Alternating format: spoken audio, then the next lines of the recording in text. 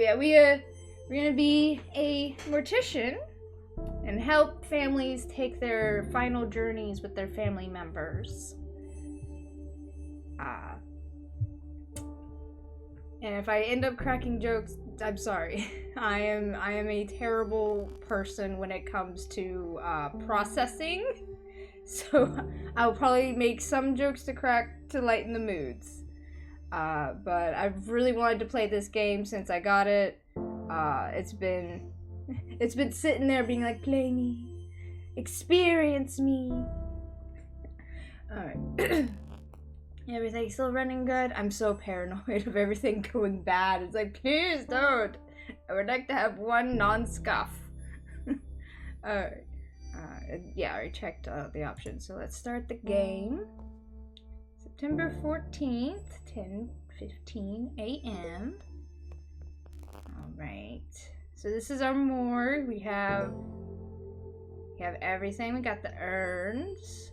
We've got the autopsy table. I would assume it's called an autopsy table. Or the medical table. I don't know. Alright, so we've got emails. Hello and welcome to our new funeral director from Matthew. Alright, and that's our new one right there. I'll get to that. So from Matthew Jeffries to Charlie. So we're Charlie. That's who we are. We are Charlie. Welcome, Charlie. Nice to meet ya. My name is Matthew, and I'm mainly going to be the man who delivers the bodies to you and help with some of the more heavy lifting. Ever hear that joke about a hearse driver? I'll tell it to you when I come by in a bit. Oh, so they're gonna crack jokes too. Okay, that makes me feel a little bit better. I grew up a little bit on the macabre. A little bit of the darker stuff, you know, CSI, Criminal Minds, Law and Order. You know, I grew up on those things, so. Also, like, the late night TV shows from when I'd stay up at my grandparents' place. I would always be on, like, the Discovery Channel, and they had, like, a TV show about a medical examiner themselves. And even though some of the things were dramatized, so that way, you know, you didn't actually see a body, you know, they'd still dramatize the autopsy itself, so you still got a little bit of a feel for it. Yeah, I'm glad to know that they got some jokes themselves. Looking forward to working together. I think you'll enjoy working here. Amy's a sweetheart, but she runs a tight ship. Nothing you can't handle, I'm sure. She couldn't have hired ya otherwise. Cheers and good luck, Matthew, funeral director, Rose and Daughter's Funeral Home. Alright, and then we got the one from Amy Rose and Daughter's staff. So she must be, yeah, she's the owner of the funeral director. Hello everyone, I'd like to take this opportunity to introduce our new funeral director, Charlotte, or Charlie, as she's told me she likes to be referred to. Hi, we're Charlie. Charlie is a recent graduate who came highly recommended and eager to begin her career here with us at Rose and Daughter's Funeral Home. Please take the time to make Charlie feel at home within our little family. Excuse me, my throat is going out. Oh my gosh. Cursed allergies. We'll have a nice catered lunch this afternoon. Ooh, lunch with everybody. That'll be fun. So we'll all get to know each other a little better as well. Sincerely, Amy Rose, founder and director, Rose and Daughter's Funeral Home. Alright, so we got our instructions.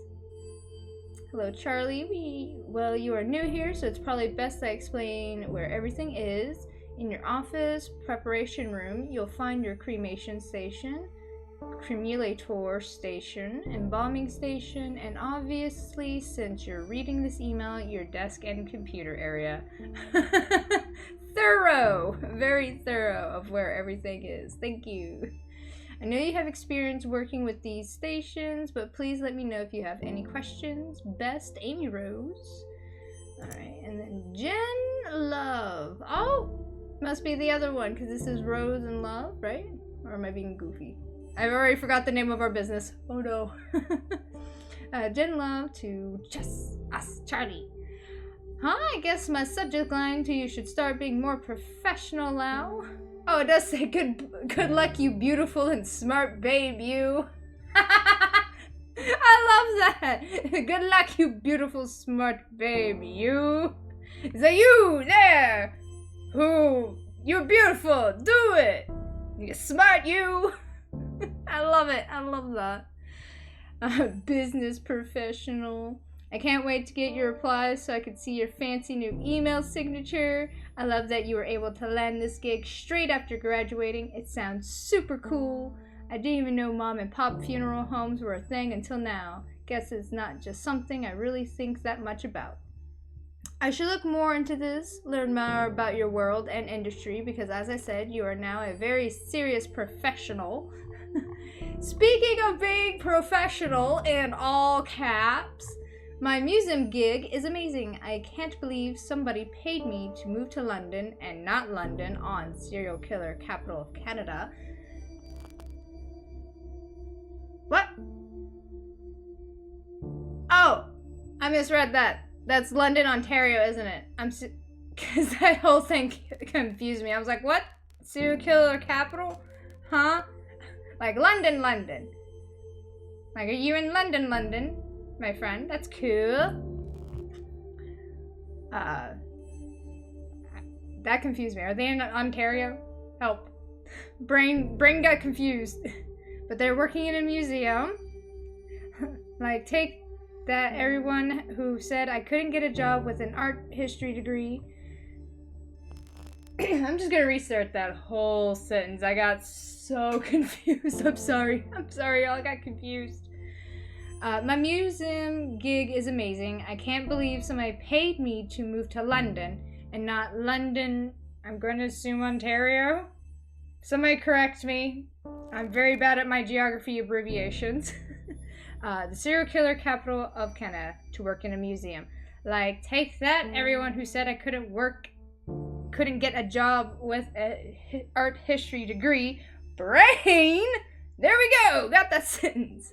I'll tell you more about it when we Skype. My stories require you to see my face and that you hear my excellent British accent impersonation. Oh god, okay, so they are in London, London. Oh man.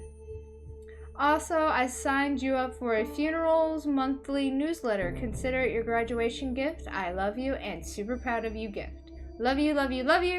JL, Museum Curator, London Pathology Museum. Huh, okay. So that's our friend, Jen Love. And Amy Rose is our boss. Matthew's our coworker. Okay, we got tests for today. Oh, I'm getting to respond to this one. Okay. So today's task, hope you settled in okay so far. Matthew should have dropped off your first body for you to work on. Okay, so after I read this email, we get our first body. We get our first job of the day. He said you were really glad to have someone young and lively to work with. You'll get used to his sense of humor. Okay. So your first body is a Miss Garcia, an elderly woman who died suddenly of a heart attack. The family has asked for a closed casket funeral, so no embalming or body preparation is necessary. The family seems a little bit more united than previous families we've dealt with. Strange how grief affects people differently. Perhaps having more time to say goodbye makes things a bit easier, if that's possible. That being said, although you will not be embalming Miss Garcia, I do think it's important to take the time to clean her body. No one is going to see her body, but I like to encourage my funeral directors to do this out of respect for the deceased and their loved ones. You'll find Miss Garcia in the prep room. Talk soon. Amy Rose. Okay. Sure thing. I'll get right on it. Alrighty. So there she is. Our first process. So we're just going to clean up Miss Garcia here. Oh, good. Alright, so This is the prep room where you prepare bodies for funerals or for burials and viewings. I combined the two words there. At a viewal. Oh my, sorry. Alright, because the family has requested a close casket ceremony, there will be no embalming. You're going to clean the body. Okay, so that's lotion. We got cotton balls, eye caps. Alright, so we won't need that. And here's a sponge. Okay, so we just get the spongy. Just clean her up. Get all the dirt away so you're nice and clean. All to be into your nice cozy bed.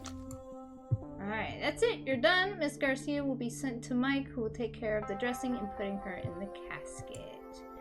It's time to go to Miss Garcia's funeral. Oh yeah, we also take part in the funerals. So we'll be not only dealing with the bodies, but also dealing with the family members. So we'll get a little bit of backstory and memories to share. That's exciting.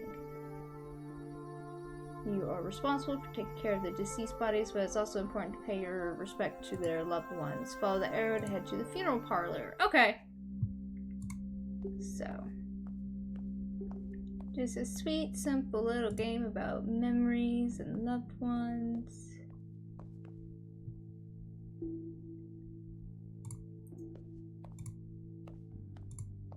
Gives us a really interesting insight. I don't know who to talk to first. Oh god, so many people. Maybe not the children first. That would be odd. Maybe this guy? You're right next to the casket. Hello, sir. We usually don't small talk a lot at these things. At least that's what I've always taught. Okay. So no talking. Okay. How about this couple over here? Look at this lovely picture of fruit.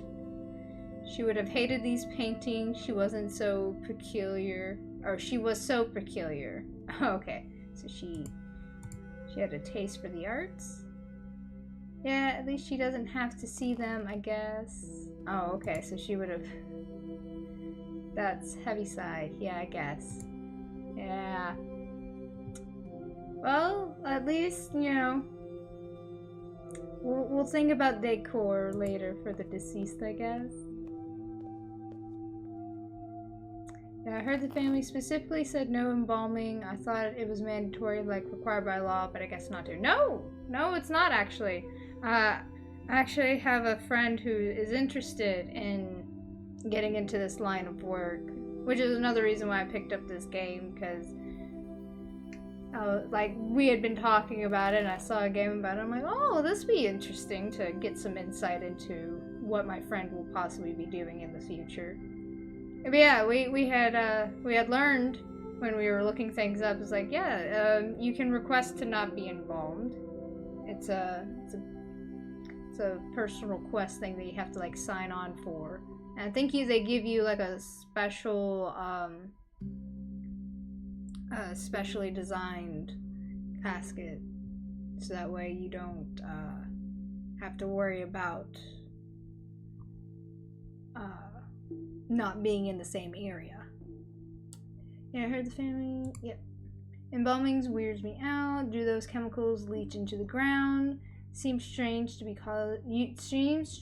using a chemical that is known to cause cancer and putting it into the ground like that. Well, if you get the right stuff, it never leaks, so you don't have to worry about that. Or into the sewer. That's what they must do with the leftover formaldehyde, right? Just pour it down the drain. No, that's a... Sir, you really are misinformed about where all that chemicals go. I'm pretty sure it doesn't go into the, like, sewers. At least embalming guarantees you won't be buried alive.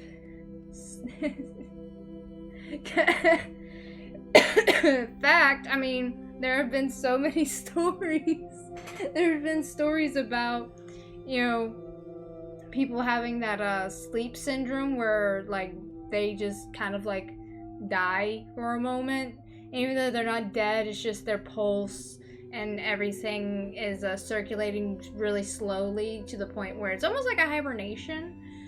But I have heard stories about morticians or people who are going to do autopsies or whatever. You know, they have had that happen at least once or twice in that whole world. I know it's exaggerated a lot. I know CSI has an episode where that happens. There's also like that one syndrome or whatever, where you like get locked inside your head and like you're awake and everything, but it's almost like you're in a coma to everybody outside of it.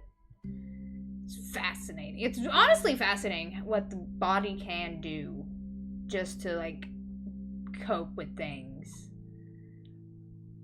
from sickness to experiences. But I'm sure the deceased wouldn't mind a little bit of good old humor. Child, hello, why are you just single your child? Oh, because these are the parents. You're so much shorter. It must be the view. I guess it must be the angle of the room. These are the adults. Mommy, I'm hungry. Can I go? Child, there's some snackies over there. Help yourself. Funerals always have like a little bit of snacks and whatnot. I know for a family member in my family, we had a potluck. We were all about food. I hate wearing pantyhose. My legs are so itchy, but it's always so cold in these funeral homes. I think I actually miss those sweaters she used to knit for me now. Oh. Oh. Why are you so worried about your pantyhose? Just take them off. Like, nobody will care.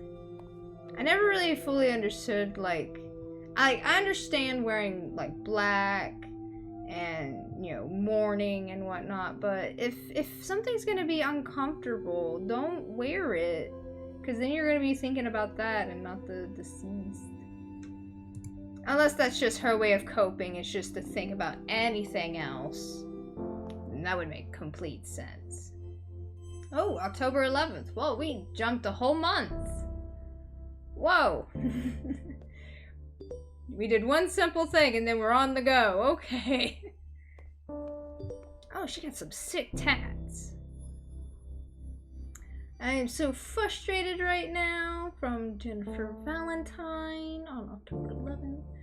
Okay, so let me explain this in a bit more detail. A colleague and I were discussing the tight lacer's liver specimen we have here at the museum. It's from a woman who died in 1907, and the liver is tapered inward from what the doctors leading the autopsy believe was too tight lacing on her corset. It's fascinating because it's kind of a controversial topic. Tight lacing was super popular, and while people associated it with fainting or hysteria, sigh, yeah, for real, it's actually been associated with viscerotopsy, which is when the organs fall to the lower part of the abdomen, right? Which is super unsettling, but can also be caused by being pregnant. So, on the TLDR, corsets probably messed up some bones, but most likely didn't do this kind of internal organ damage. And I'm tired of the condensation about my wardrobe. That also implies I don't know what I'm doing. These are the kind of things I specifically research, and yet I'm treated like I know nothing about. I'm having a day, Charlie. Janelle. Aw, dang. Oh, you got another rant? Dang, girl. Yeah, rant. Give me the tea. Give me the tea of the museum. But, going back to what she was thinking about, it could be from the corset. Just from, like, not in the way of, like, extreme tight lacing, but wearing it from childhood on up. I've seen documentaries where they've talked about what was the name of the documentary? It was actually a docu-series from England. What was it called? I think it was like Hidden Killers or Hidden Darknesses in the Home. I think it's Hidden Killers in the Home.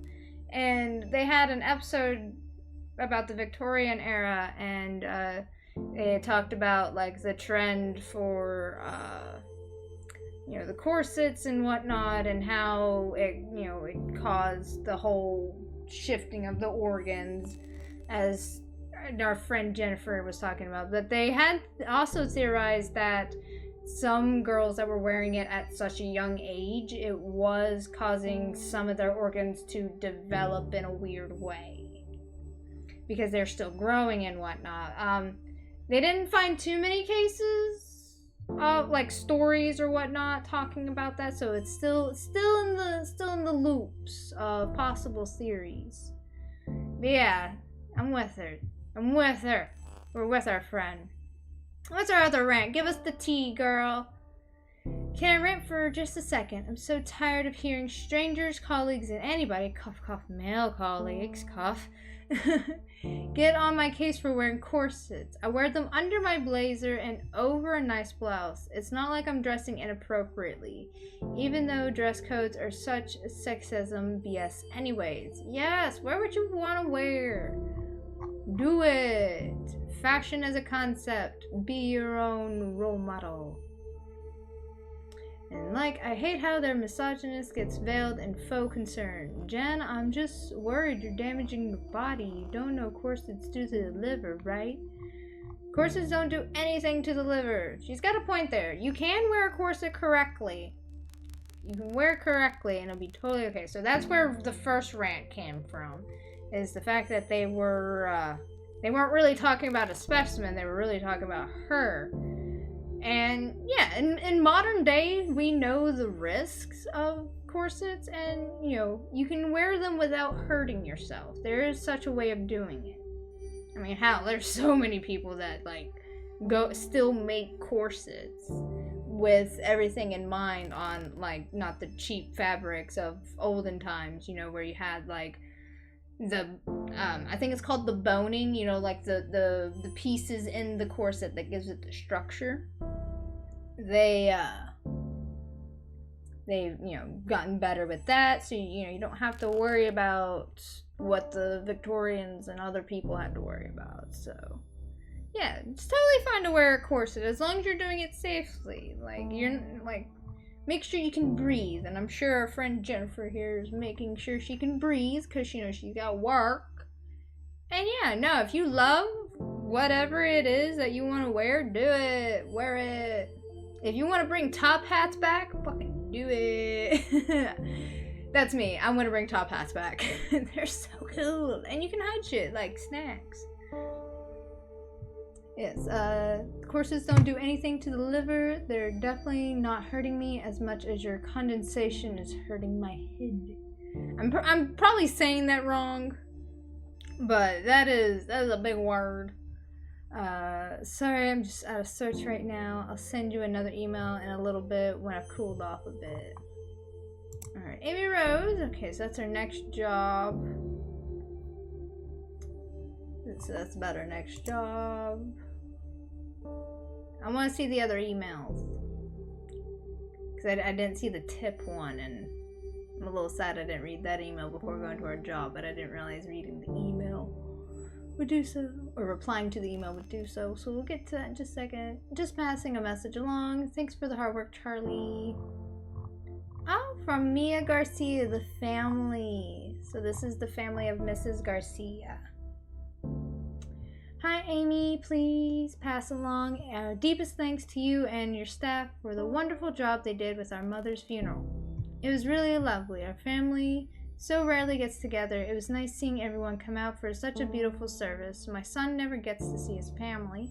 Also, it was incredibly kind of you to let us bring our own food in, getting to share home-cooked meals, sharing stories, being there together. It meant a lot. So what I am saying is, it was nice for everyone to be there like that, together in that way. And I know how much of that was due to the work of your staff, especially your funeral director.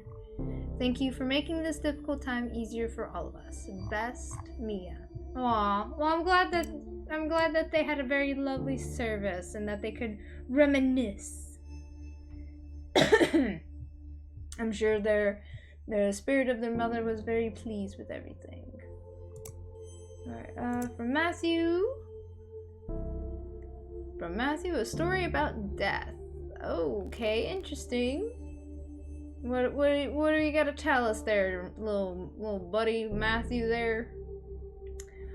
Hey there, Charlie. I was driving around the other day, taking our clients on their last trip around town, and I was thinking, strange I know. Did I ever tell you the first time I went to a funeral? I was a teenager about to start university, and a friend of mine was killed in a car accident, totally out of the blue. Real tragic stuff. Messed me and my friends up real good. But so, the big day, we all got our best suits and dresses and packed ourselves into a few cars. There were a lot of us, so we had at least 3 different cars full of us. Like clown cars, While we were in the procession going to the cemetery, somebody in our car got a phone call from a friend in a different car. Turns out, some asshat driver who doesn't know to not get in the way of a procession drove through the intersection and smashed straight into our friend's car. Nobody was hurt, thank God. But can you imagine getting that call? Yeah, that's wild. In the middle of a procession for another friend, and a friend in another car in the procession gets hit. That'd be so scary. That's scary. Oh, I would have immediately thought of that, and I was like, nope, I would have raised Cain.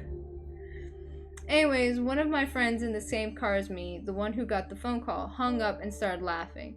Just laughing her ass off in that way that makes you not sure if they're really just crying or if they've gone fully off the deep end. And she laughed, and then we all started giggling. Because, go figure, life is messed up sometimes, There's no moral, no point to that story, I guess. I just remembered that story and wanted to tell you, because we worked with death all the time, and I still sometimes get caught off guard by what that actually means. Oh, before you get any ideas, that has nothing to do with why I became a funeral director. That decision came totally later, and nothing unremarkable. Somebody has to do it, and I have a strong stomach, so why not? I'll see you in a bit, Charlie. Alright, well, it's an interesting story. I guess it's what are the chances, right? What are the chances? I guess, I would be terrified, but, if finding out that my friends were okay, I could see the humor behind that. Because it's yeah, that is pretty messed up. But it's what are the chances? What are the odds of that happening?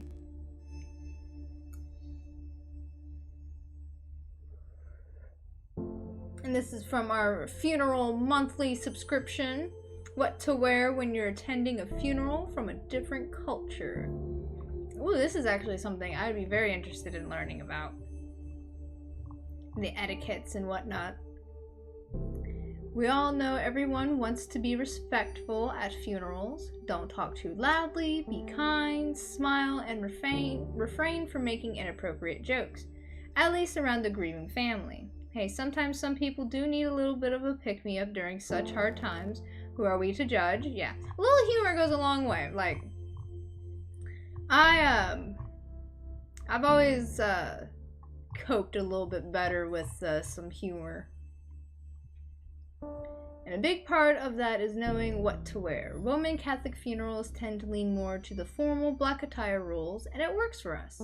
Did you know this goes back to the days of the Roman Empire where people would wear black as a symbol for mourning? Black isn't universally the symbol for mourning, though. And if you're attending a funeral that is from a culture that is not your own, it's important to understand this. Some colors have different meanings, and despite your best intentions, the wrong choice could mean accidental offense. For example, in Hinduism and in Chinese cultures, white is a typical color for funerals. For Islam, though, it is less about the color you are wearing and more about how modestly you are dressed. Refrain from wearing any elaborate jewelry and be respectful of your behavior. For chic funerals, colors of the clothing isn't as important as is dressing modestly and being able to appropriately sit cross-legged. Okay, so that's fascinating.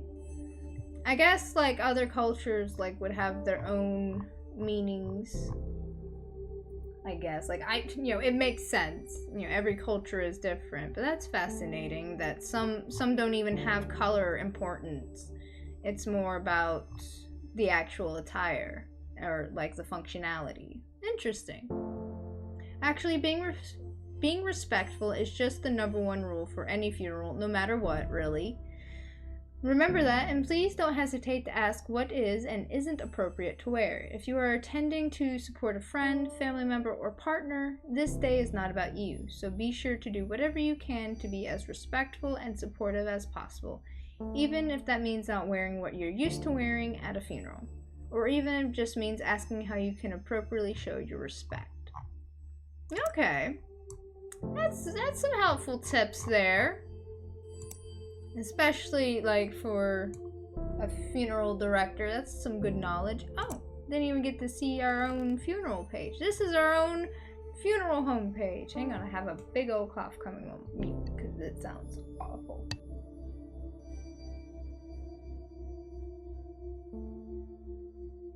I'm back. Sorry. Oh. Sorry, it was, like, in the chest there. Love the allergies. So, about Rose and Daughters. Rose and Daughters Funeral Home was founded by my grandparents back in 1956. The Rose family has proudly served this area since then, providing personal, affordable funeral services for all. I'm proud to have carried on my family's business for the last 36 years, working with the best and brightest funeral directors and grief counselors. Oh, that's a typo there. The counselors, unless that's an actual word. Education. We'll look that word up later. See if that's an actual word. But yeah, I believe that's supposed to be counselors in the area. Please don't hesitate to reach out if you've recently experienced a loss and would like to help us. Experience a loss and would like us to help you through this hard time. Whew! It's always the last part, ain't it? I have such a struggle. Here at Rose and Daughters Funeral Homes, we're committed to providing loved ones with the best and most affordable funeral services in the area. We offer a diverse range of personalized funeral service options to fit every need. Prices, burial with open casket ceremony and reception. It's actually not a bad price. It's almost like that's almost just the price of a coffin, ain't it? Burial with closed casket ceremony and reception. Cremation with ceremony and reception. Okay, so yeah, those are all the things that we offer at our funeral home. Let's see what our next client is. Hi, Charlie. That's us. I think we all know it by now. I know, but it's just like, hi, Charlie. I just like that name, Charlie. It's so cute. I like saying it. Here are the instructions for your next body. You did a remarkable job on the first one. The family was very happy with you. No small feat, of course. Pleasing a grieving family isn't exactly the most comfortable of jobs. Yeah. But everybody needs a shoulder to cry on, and why not get a professional? Your next job is a man named Mr. Duvall. An elderly man died of old age. Nothing fancy, just a standard funeral with embalming. You can reach out to his daughter, Lizzie Duvall, if you have any questions. She's handling her father's passing as well as can be expected. As always, don't hesitate to ask me any questions. Best, Amy Rose, founder and director. P.S. Charlie dear, please remember to wear proper embalming gear. Formaldehyde is extremely dangerous. I know I don't need to tell you, but my maternal instincts are hard to ignore. I promise I won't mother you too much. Well, just a little. Ask Matthew, he knows. Alright, boss, I'll get on that. And I promise I'll wear the appropriate attire, because yes, we don't want to deal with all the badness of formaldehyde. Okay, so we're in our gear. Let's go take care of Mr. Duvall. How we doing today, sir? I know you can't really talk, but we'll talk for you. Traditional burials typically requires embalming, which preserves the body and prevents it from decomposing as quickly. Unless the family requests otherwise, all traditional burials will use embalming. Let's start by cleaning the body. So we get a sponge, get all the little dirt off, get them all squeaky clean. Squeaky clean, alright. And now, just that way, there's nothing that any debris can cling onto. Alright. In order to break rigor mortis, you will have to massage the body. Click and drag over the body to massage it. Okay. Interesting. I always wondered how they got rid of rigor mortis. Like, how did they manipulate the body? Not in a weird way, but like actually how they did all this. Because, you know, growing up with watching CSI and all those other shows where you get a little bit of the behind the scenes, you don't get to see everything because of course it's dramatized. They want to give you the good bits. But I'm somebody who likes the finer details. I'm always like, tell me everything about all that I could possibly learn on this one subject. The eyeballs deflate once the body starts decomposing. Click and drag an eye cap in each eye socket to give it shape. Okay. I assume that's what these are. Oh. Okay, there we go. To keep the eyes shut, you'll need to glue them. Click and drag the glue onto each eye to shut it. Okay, that's the glue. At least it's conveniently put into the steps and I don't have to like scrounge around. I'd feel very bad if I had to scrounge around. Ah, nice and sleepy. The mouth sags and hollows once the body starts decomposing. Click and drag a cotton ball into the mouth to give it shape. Oh. Interesting. To keep the mouth from opening, you'll need to suture it shut. Click and drag the needle and thread over the jaw to close it. Alright. So just a little bit of yeah, because we don't really want to weird people out. And that usually is underneath the skin lining the mouth part. That much I did know. Because, you know, you don't want to see the threads over the mouth. That would be very brutal. Horror movie. Click and drag the lotion over the body to moisturize it. This prevents the skin from drying out. Oh, well, yeah. It does make sense. Because you're going to be working on the fella for a while. So gotta make sure that, you know, gotta treat it a little bit like clay. Put that down. Embalming involves removing blood and replacing it with preserving chemicals. Click and drag the scalpel. Okay. So a little incision, and then yes, gotta get the tube for draining. Click on the cannula and drag it onto the carotid artery. This is how you'll get the preserving chemicals into the bloodstream. Okay, yeah, here it is. The cannula. It's kind of like a big syringe thing, and drag it onto the carotid artery. There we go. Now you need to connect the embalming machine to the cannula. Grab some additional tubing. Okay, so more tubing. And onto here. Right? Grab some additional tubing and drag it to the...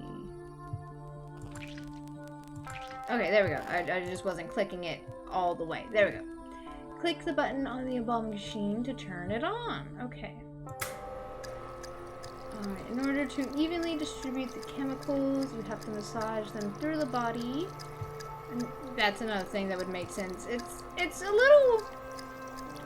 like, you wouldn't think how much you would have to actually, like, interact with the body during this process.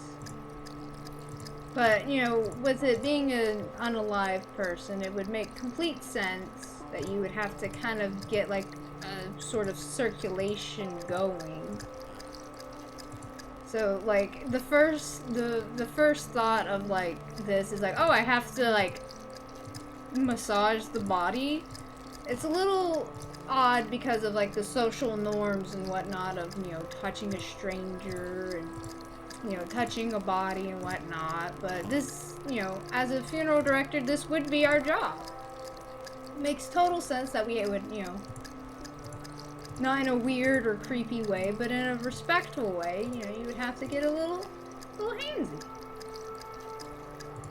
Make sure that everything is going according to plan, so that way less stress on the family. That's what you get paid to do. Alright, should be almost finishing up with the embalming. I don't know why it keeps having me do this arm and not the other arm. It seems like it's going to be really uneven. Okay. And now we just sew up the incision. Grab the needle and thread.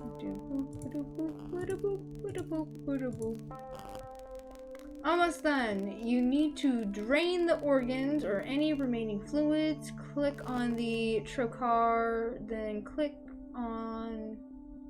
and hold on the abdomen until all the liquids have been drained. Oh, okay. This is the icky part. Alright, just click and hold. Click and hold. Oh, still had more in there. Click and hold. Alright, there we go. Alright, and there we go. All done. Mike will take care of Mr. Duvall's makeup as well as dressing him, putting him in a casket. It's time to attend the funeral. Oh, this is a lot more chill than a mortuary's assistant. Yeah. Yeah, it's very different than mortuary's assistant. I don't know why I got a little bit of a delay response on the chat there. I do apologize. OBS, we doing okay over here? OBS? Okay. It says we're all fine. But yeah, this game is very chill.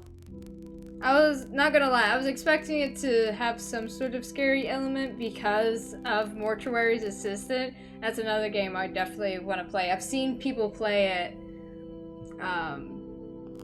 but this game, it was a bit cheaper during the sale, so I was like, I'll grab this game and we'll get Mortuary's Assistant later.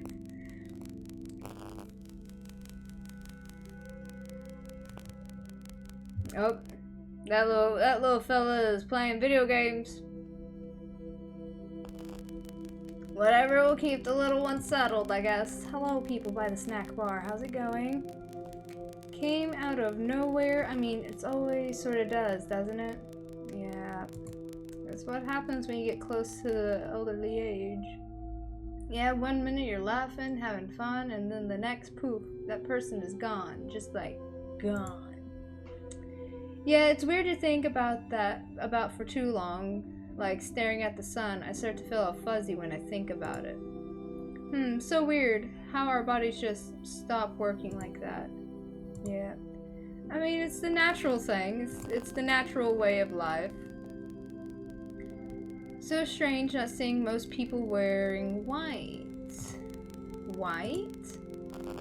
I think it's different for different family members. I can't remember. I haven't gone to many traditional funerals, so mostly white, but like definitely not red, no matter what. Yeah. That definitely plays on to the newsletter that we got talking about the different cultures and whatnot. Yeah, most people go for white or something that's gonna be modest. Anything respectful. He always wanted to take his grandkids to the park, play catch. He loved playing catch. He threw a mean curveball, that's for sure. Oh, was he at one point a baseball player, perhaps? Or did he just have a good arm? You're good, the other one's scary, but I still play it. Oh, heck yeah, I love scary games. I'm bad at them, though. The other night I tried to play Demonologist, and I was by myself, And I was also home alone, and I was like, you know what, this is just a tad bit too scary for me. Like, I had like a child run across the screen twice, and screaming sounds and all that. And I was like, I'm good. Oh, yeah, the other game looks so fun. I definitely want to play it for sure. Humming to himself. Yep, just going on his little day, playing video games next to Grandpa. I'm sure Grandpa's enjoying watching over your shoulder, little dude. Alright, let's go pay our respects. Yes, Demonology. Heck yeah, I'd be down to play that sometime. Sorry, I have mysterious hair from me. I shed a lot. I'm like a dog. I shed like a dog. It's like, oh my god, all my hair. Get out of here. Shoo, be gone. But hell yeah, I'd be down to play. I'm a little bitch baby, but yeah. Oh.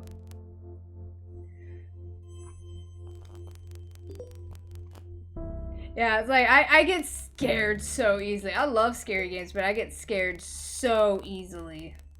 Oh, we were cleaning our cremation thing. Are we gonna have our first cremation?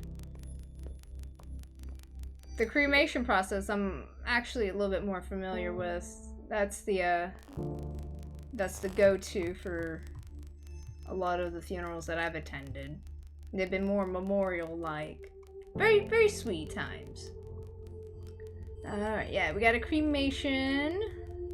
Today's funeral is for a woman who died from breast cancer. Nothing fancy, just a standard cremation. Please don't hesitate to ask me any questions if you have any. Okay. Alright. Oh, and we got a thank you from the Duval family. Thank you for the wonderful evening you and your staff put together for my father's funeral. He wasn't always an easy man to get along with, but I'm glad to have seen him off in such a kind way. Aww. Well, I'm glad that we can make it an easy process for you, Lizzie Duvall. That's our goal here. Oh, and our friend Jen has more tea for us from her museum life. Which I would be fascinated with a game from her perspective, you know. To give more... but that's just me. I love getting into characters' lives. I'm like, give me your lore. That's me. Oh man. Yeah. Excuse me. Damn allergies. I swear, I need to like get stronger allergy meds. Because it's always just like the back of my throat has just like the ungodliest of tickles. Charlie, I was doing some reading. I know you hate when I try to give you dating advice. Oh god, please, no dating advice. But hear me out. There's this dating site that's specifically for people working in the death industry. Okay, so maybe I'm a little worried for you. You haven't mentioned anybody since the breakup of 2014 that we will never speak of again after this moment. Thank you, Jen Love. I was about to call her back from ads, but I must go for now. It's dinner time. Have a good stream. Alright, Bunny, have a good time. Enjoy your dinner. And thank you for hanging out. It was super nice. And I will hope to catch another of your streams soon. Work has me on a weird schedule from time to time, so I'm usually popping in and out when I can. But it's good seeing you, and we'll definitely get around to playing Demonology. Get some time worked out for that. That would be a lot of fun. Get a whole group, or just us. Either way, I'm excited. But have a good dinner time, and thank you for hanging out. We're just gonna keep on playing this and get more tea from Jen Love here as she tries to get us into a dating life. Yes, don't ever bring up the breakup of 2014, Jen. You know better. But anyways, what were you gonna say? But you're always saying how tired you get of people being scared to ask about your day, so maybe meeting somebody in the industry isn't the worst idea. Just promise me you'll consider it, okay? It's harder for me to make sure you're seeing the sunlight when I'm all the way across the ocean.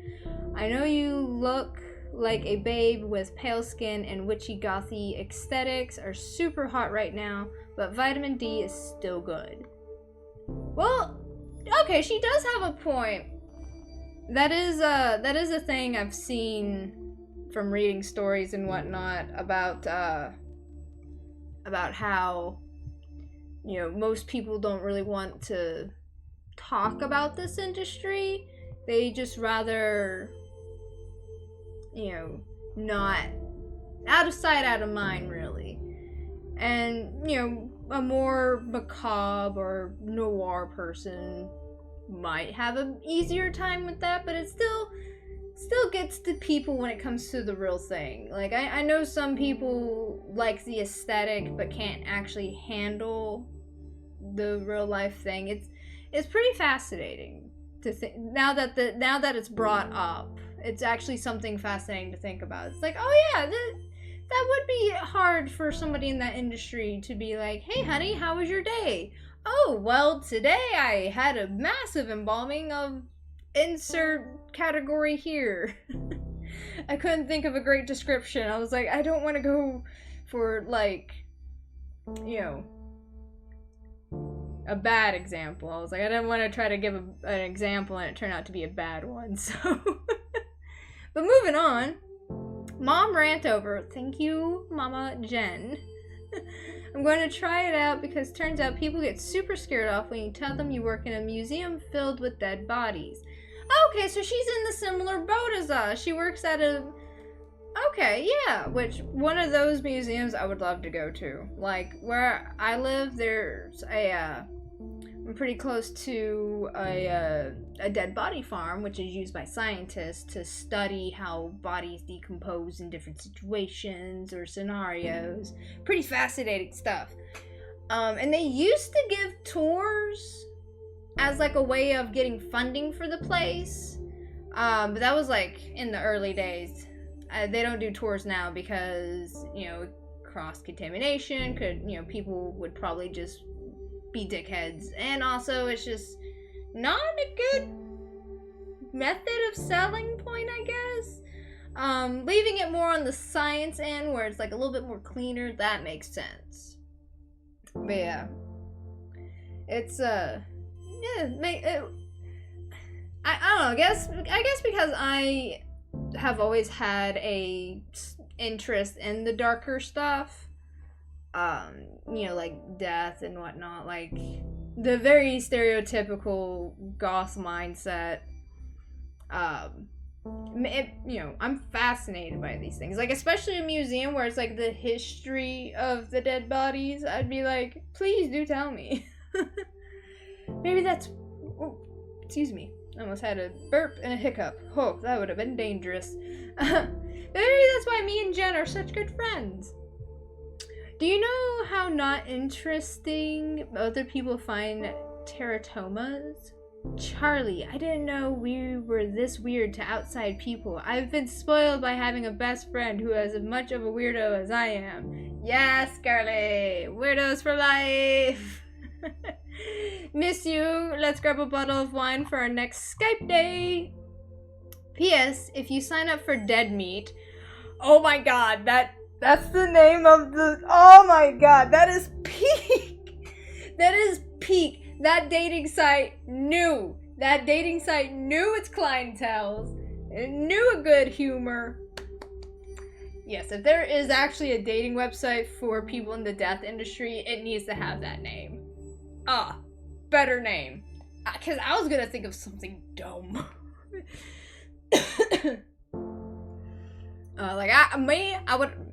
I would have thought of something dumber as I come out with my southern accent. Holy cannoli! Isn't that the best name for a death industry dating website? It is, Jen. I agree. Tender rules apply. You have to like me if you come across my profile or whatever. I'm not sure how it works just yet, though. Jen Love. London Pathology Museum. Alright, and then we have Matthew. Paycheck coming late. Sorry. Woo! We're getting paid late. We're not getting laid. We're getting paid late. Oh my god. Words! Don't betray me now. I'm getting all hyped up and my mouth is jumbling all the words. Let's not do that. Let's keep it calm. This is not a game for excitement. It's a game for emotional. Sorry, I don't know what's going on. Alright, Matthews, what you got for us? I don't like the look of this, not one bit. I know you've only been with us for a few months, but maybe you're aware of the troubles Amy has been having. A small mom and pop shop like Rose and Daughters can't compete with the bigger guys. Oh yeah, like local shops always have it hard. I totally understand. I also work for a mom and pop shop, and we, granted we do really well, but all the money that we make for the store goes right back into the store. Like, totally understand the mom and pops. Anyways, don't tell Amy I sent this to you. Also, I'm starving, so I'm going to grab some fast food before taking the hearse through the car wash. 2 birds, 1 stone. And swinging back to the home. Do you want anything? A beef and cheddar? I'm going to take the hearse through the drive-thru, of course. It freaks people out. I love it. They get so awkward. Let me know. I'm headed out in 15 minutes. Okay, so paycheck's coming late. Okay. So she sent this to Matthew and not us because, we're the new person. You don't want to worry the new person. Totally understandable. I work for a mom and pop shop. And so Charlie working for a mom and pop shop, we totally understand. What's going on, Amy? What we got problems with? This is embarrassing, but it seems I miscalculated some of our income and I don't have enough to pay you this week. It would be terribly inconvenient if I cut you a check for next week instead. If you need the money urgently, please let me know. I feel terrible about this whole thing, and I can cut you a check from my personal account if need be. I'm so sorry about this, and I assure you it won't happen again. Oh. I mean, it's tough for mom and pop shops, especially for, funerals and whatnot. It's really difficult. I totally understand that. Like, I've had it in my mind, especially like during COVID when mom and pop shops really needed the money. Thankfully for us, we kind of blossomed at my work. We had a lot of people that were moving into the area, or a lot of the other restaurants had shut down, so we stayed open to, help get some income in, as well as just to keep people fed, because my area didn't really shut down for quarantining or anything. They were just like, only takeout and drive through. If you want to shut down, that's on you, that kind of deal. They had the the stimulus checks and whatnot, and they did have like support for the local businesses if they wanted it, but we didn't really take it. But yeah, like, I kept it in my mind of like, if I have to take a late paycheck, that's gonna be fine. I'd rather work for a mom and pop shop than corporate anyways. Alright, and then our funeral monthly, man, we're just skipping all the months. We went from September to October, we skipped November, now we're in December. Dang. Bouncing around. That's fine. I'm sure we don't get a lot of work every day. So this funeral monthly is about LGBTQ funerals and paying them respects. Right on. If you've been a long-time subscriber to our email or follow us on social media, you no doubt heard about the misgendering that transgender people are at times subject to during their funerals. There have been notable situations where trans women have had their wishes overruled by their families and have had their hair cut, are buried under the wrong names, and subjected to the wrong pronouns in their obituary announcements.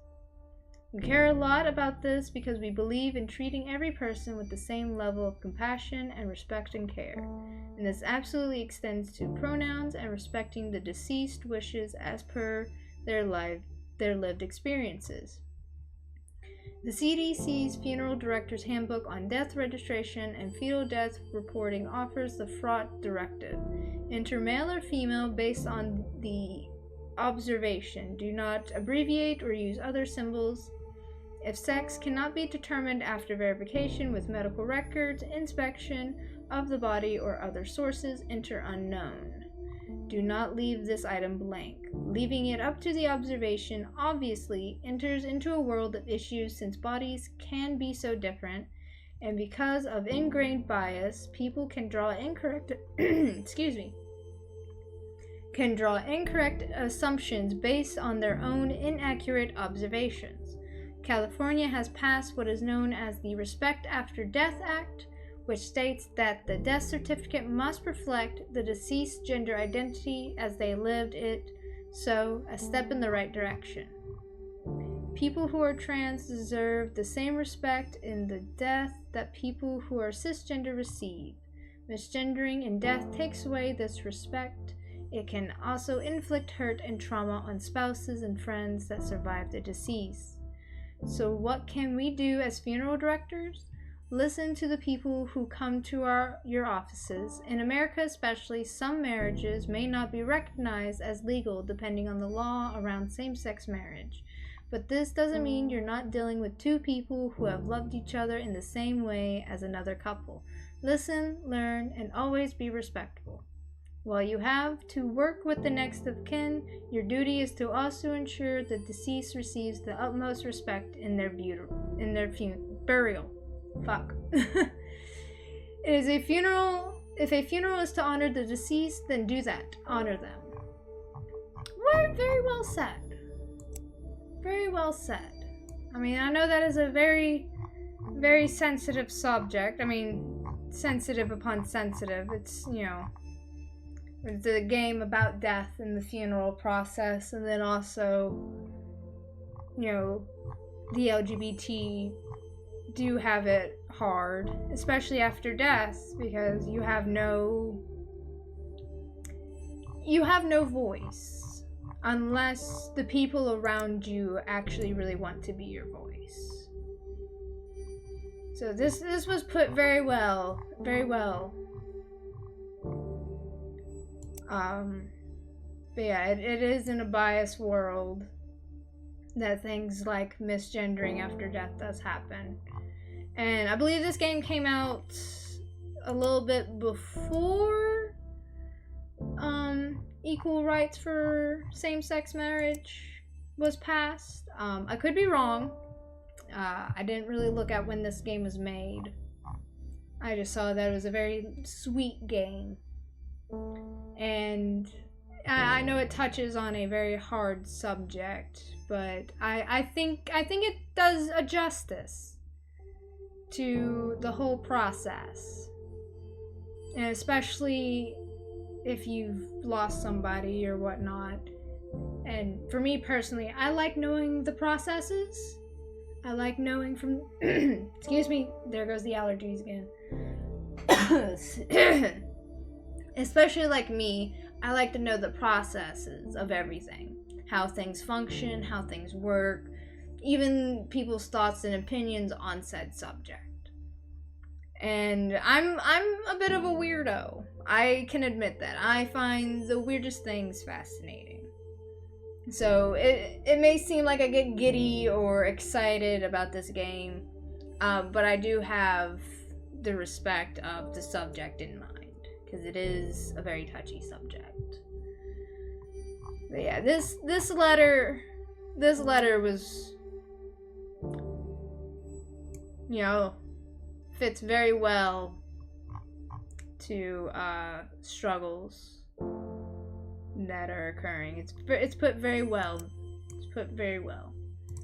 Alright, so we got a cremation. No name or anything, just a woman who died from breast cancer. Let's do that. Okay, moan it. So we have our lady here in the casket, which they use wooden caskets for the burials, or not burials, but cremations, because they don't directly put the bodies in, just because, mess and whatnot. I think even bodies might explode.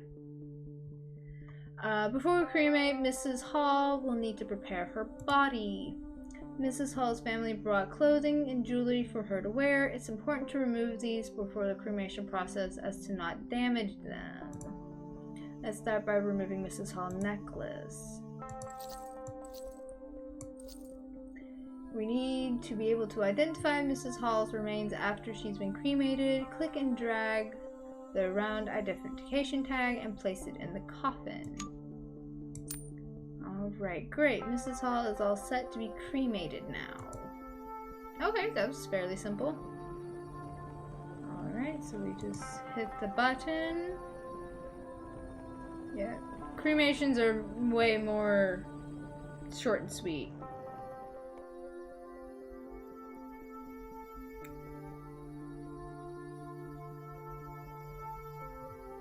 But not completely short and sweet. Right, but we have our urn here. Alright, this is the cremulator. Contrary to popular belief, cremation doesn't turn the body into ashes and so much as bone fragments. Yeah. This is the tidbit that most people don't really think about. They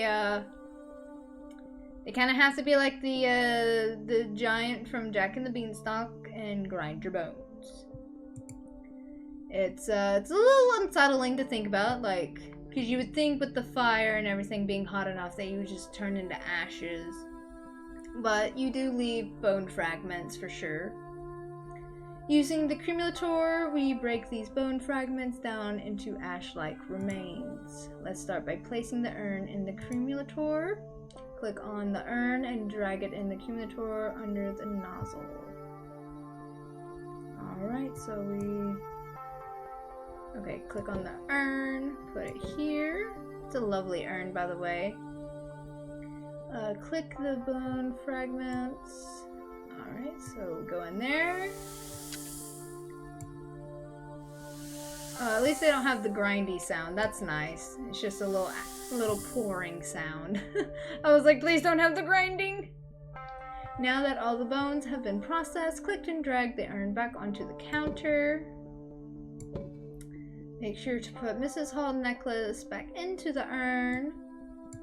And click on the necklace and drag it into the urn. Okay.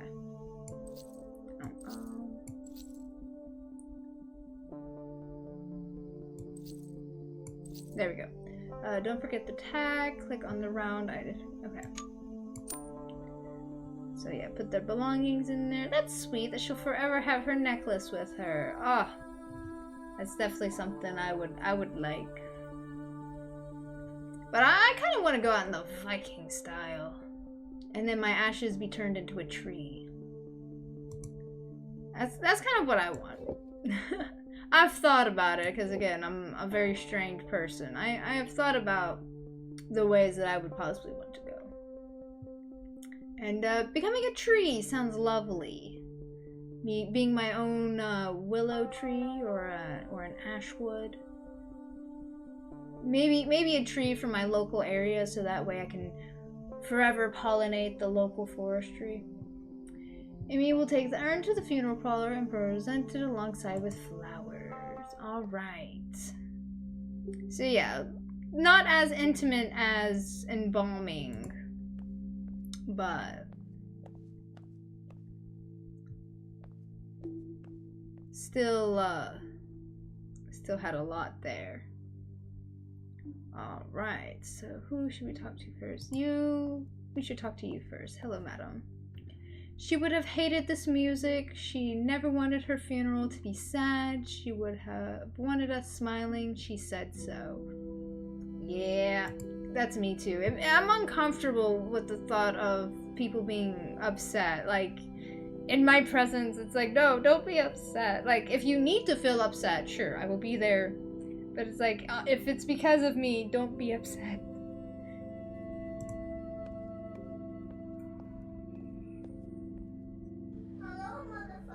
Hello, Root Beer. How are you? What is going on? We're playing a very somber game. Playing a Mortuary's Tale. You go through the whole processes of a funeral home. It's been a very chill game. Definitely not like Mortuary's Assistant, the scary game. Oh, is it gonna work? Is it gonna work? Come on! I updated you! I got you, Root Beer. If it don't want to work, I'll make it work. I got you. I just gotta open it up, but I got you. Yeah, we just been chilling. Had a bit of a busy morning today, so we figured a nice sombering game would be great. I slept on my mattress and oh my god, I woke up with little to no pain. Hell yeah, no pain at all. Let's fucking go.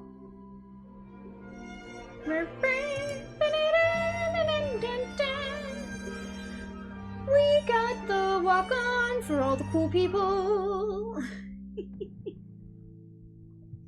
Yes. I don't know why your walk-on's not working. Maybe because, like, they've updated and I still have you on my whitelist. Maybe I need to update my whitelist and like, take you off and put you back on.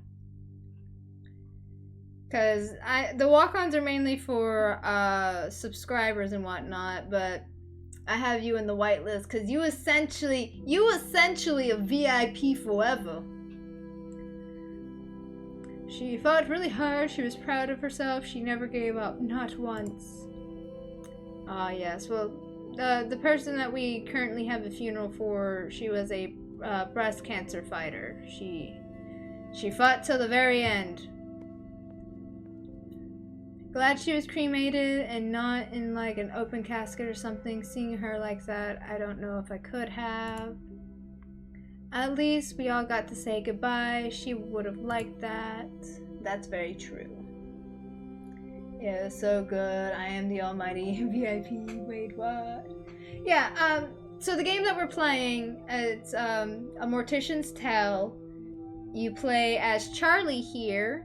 This sweet little bean right here, the little polygon bean here. She is a new funeral director for a mom and pop funeral home.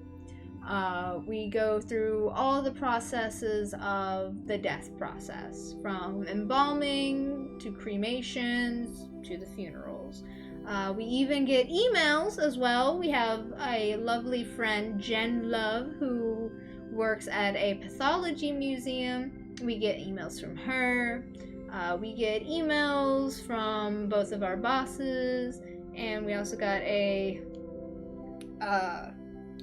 get emails about from like a funeral subscription. And so far for our monthly subscription newsletters that we've gotten in the game, we have gotten cultural appropriate clothes for funerals, like, because the funeral monthly thing is for the funeral director, so it's like, here's things that you can wear for funeral for each funeral to be appropriate. And the recent one we had, it touched very nicely on the LGBTQ situation with funerals, especially with the trans community. Talked about how after death their families will not want to support them, or if there is support, there is very little support. And of course the paperwork also deals with the binaries and not with, the aspects of other life. So it talked about how a funeral director could be respectful to the deceased if they are LGBT. It was a very lovely read. I'm actually enjoying this game a lot, and how it actually delves into the mindset of death, because video games have death all the time, but this game is specifically about the death, and I've been really enjoying it. It's been very chill, a lot of reading so far, but of course we've just gotten into the game. Like, this is process number 3 that we've had, so we still got a lot to go. I want to be burned when I'm died. I'm not interested in being buried. I hear some horrific stories about being buried. Yeah, there are some horror stories. Like, one of my favorite horror stories is about this gentleman who was in, I can't remember the name of the syndrome, but he was essentially, from the outside, he looked like he was dead. like his pulse was very low to the point where none of the machines could read it. So everybody thought he was dead, but he was actually very awake, but he was locked inside of his head. I think it's like locked in syndrome or something like that. But anyways, like they had him on the autopsy table, and the guy cut into him, which then actually the pain from being cut into helped him remove himself from the syndrome. It was very fascinating to hear about how, like, he almost gave that poor autopsy person a heart attack. He was like, I've never had that happen in my life. You were supposed to be dead. Yeah, they checked his pulse, and he just had like a very low pulse, and he also has to like take medication to not go into like that locked head syndrome, because it's a very rare phenomenon.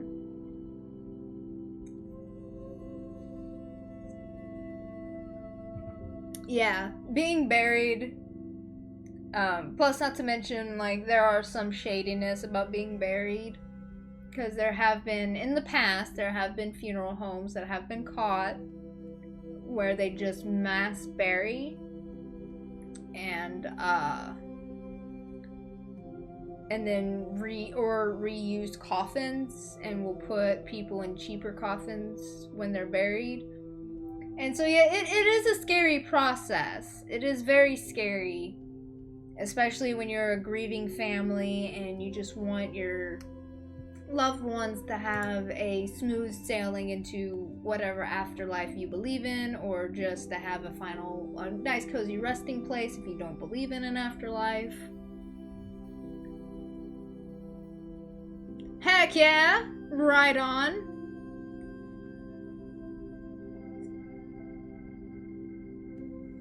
Going for the whole kit and caboodle. Right on. I know for if you need any assistance after your surgeries, like I know for some of the surgeries you kind of need a hands-on friend. Like if you need any help with any of the stuff, let me know. Cause I can always arrange time to come help. Cause like you're in Indiana? That's like only a day trip for me. I could be wrong though. I could have like massively misdirected where you are. But it's fine. We're not doxing where people are. This is nice in a weird way. Sorry, I went right into what that was saying. I was like, what are we reading over here? And that's what we're reading over there. Yeah, I did my research. I did the pros and cons, and the pros outweigh the cons. Nice, nice.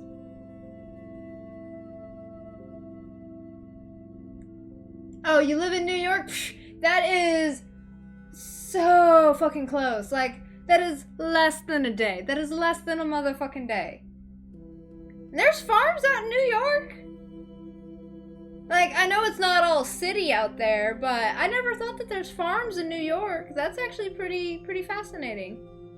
Because I know you work on a ranch with cows and now piggies. Yeah, little piggies.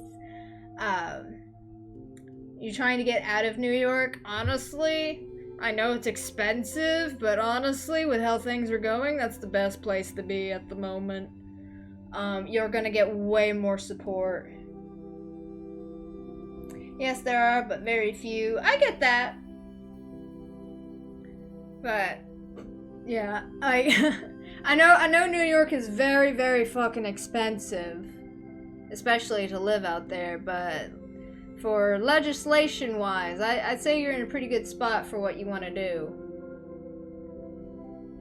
Like there's on the internet, I don't know the list name or whatnot, I would have to go onto TikTok, but there's a list of like doctors are putting their names on lists for gender affirming care, as well as women's health care, like getting tubes tied and whatnot, just so that way people have information on who to go to and they won't have to fight the fucking system. I'll look for that list, but a lot of them are in New York. A lot of them are in your area, so.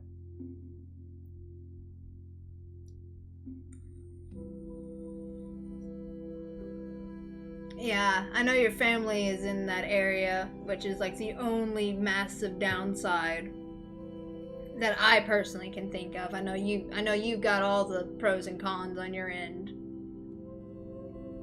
I'm just trying to be supportive and show that I care for a friend.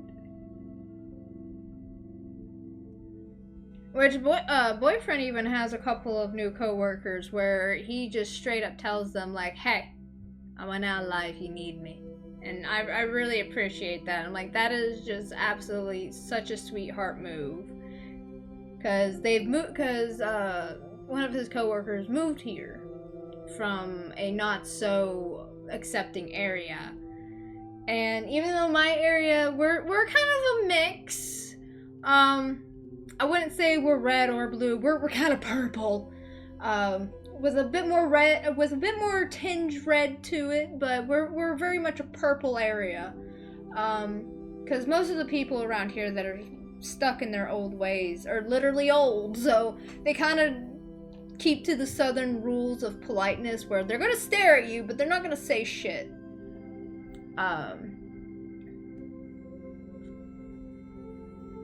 Yeah. Yes, I'm so happy for you that you've made this decision for yourself. I'm so glad that you're taking the steps to be a happier you. It's so good to see. Alright, real quick, I'm just gonna get through this funeral real quick so we can get on to our next client. Not trying to rush the funerals, never ever trying to rush the funerals. But there is a lot to read in this game. There's a lot of reading to do because it wants you to get into the feel, the vibe of it all. This is nice in a weird way. She liked that we're all here talking. She always tried to keep the family together. The food is delicious. I know that's weird, but these crab cakes are perfect. Yes. Hey, if you find comfort in food, and if this is what the deceased wants, is to have everybody happy, then that's the way it should be. And everyone does. I'm second this form for now. Oh, my mom said something that shocked me. Oh, what'd your mom say? What'd your mom say? Oh, wow, we're skipping all the way through January? In February. We got a nice cup of coffee. We're just checking our phone. Got the emails. We got some sick tattoos. Alright, news about the future of Rose and Daughter's funeral home. Okay. Hi all. It is with a very heavy heart that I write to let you all know that Rose and Daughters will no longer be in business. Oh, but you just hired me. No. You hired me in September. She said it's okay to hang out with your friends if you have a life too. What? What changed her heart? Oh my god, what? Did your mom finally realize that you're a human too? That's exciting. Yeah, it's like, excuse me, who are you? What have you done? Yeah, exactly. After all of the things I have heard, holy cow, that's a step in the right direction. Okay. Maybe she took her Flintstones gummies that day. Maybe she took her vitamins. Whatever changed her heart, please let it be permanent. Oh my god, that's so good to hear. It's so good to hear that your mom said something positive. It's so exciting. But on a not so exciting note, our whole funeral home is going out of business. Oh, then she said, okay, then she said something mean. Of course. Her trauma just had to come out.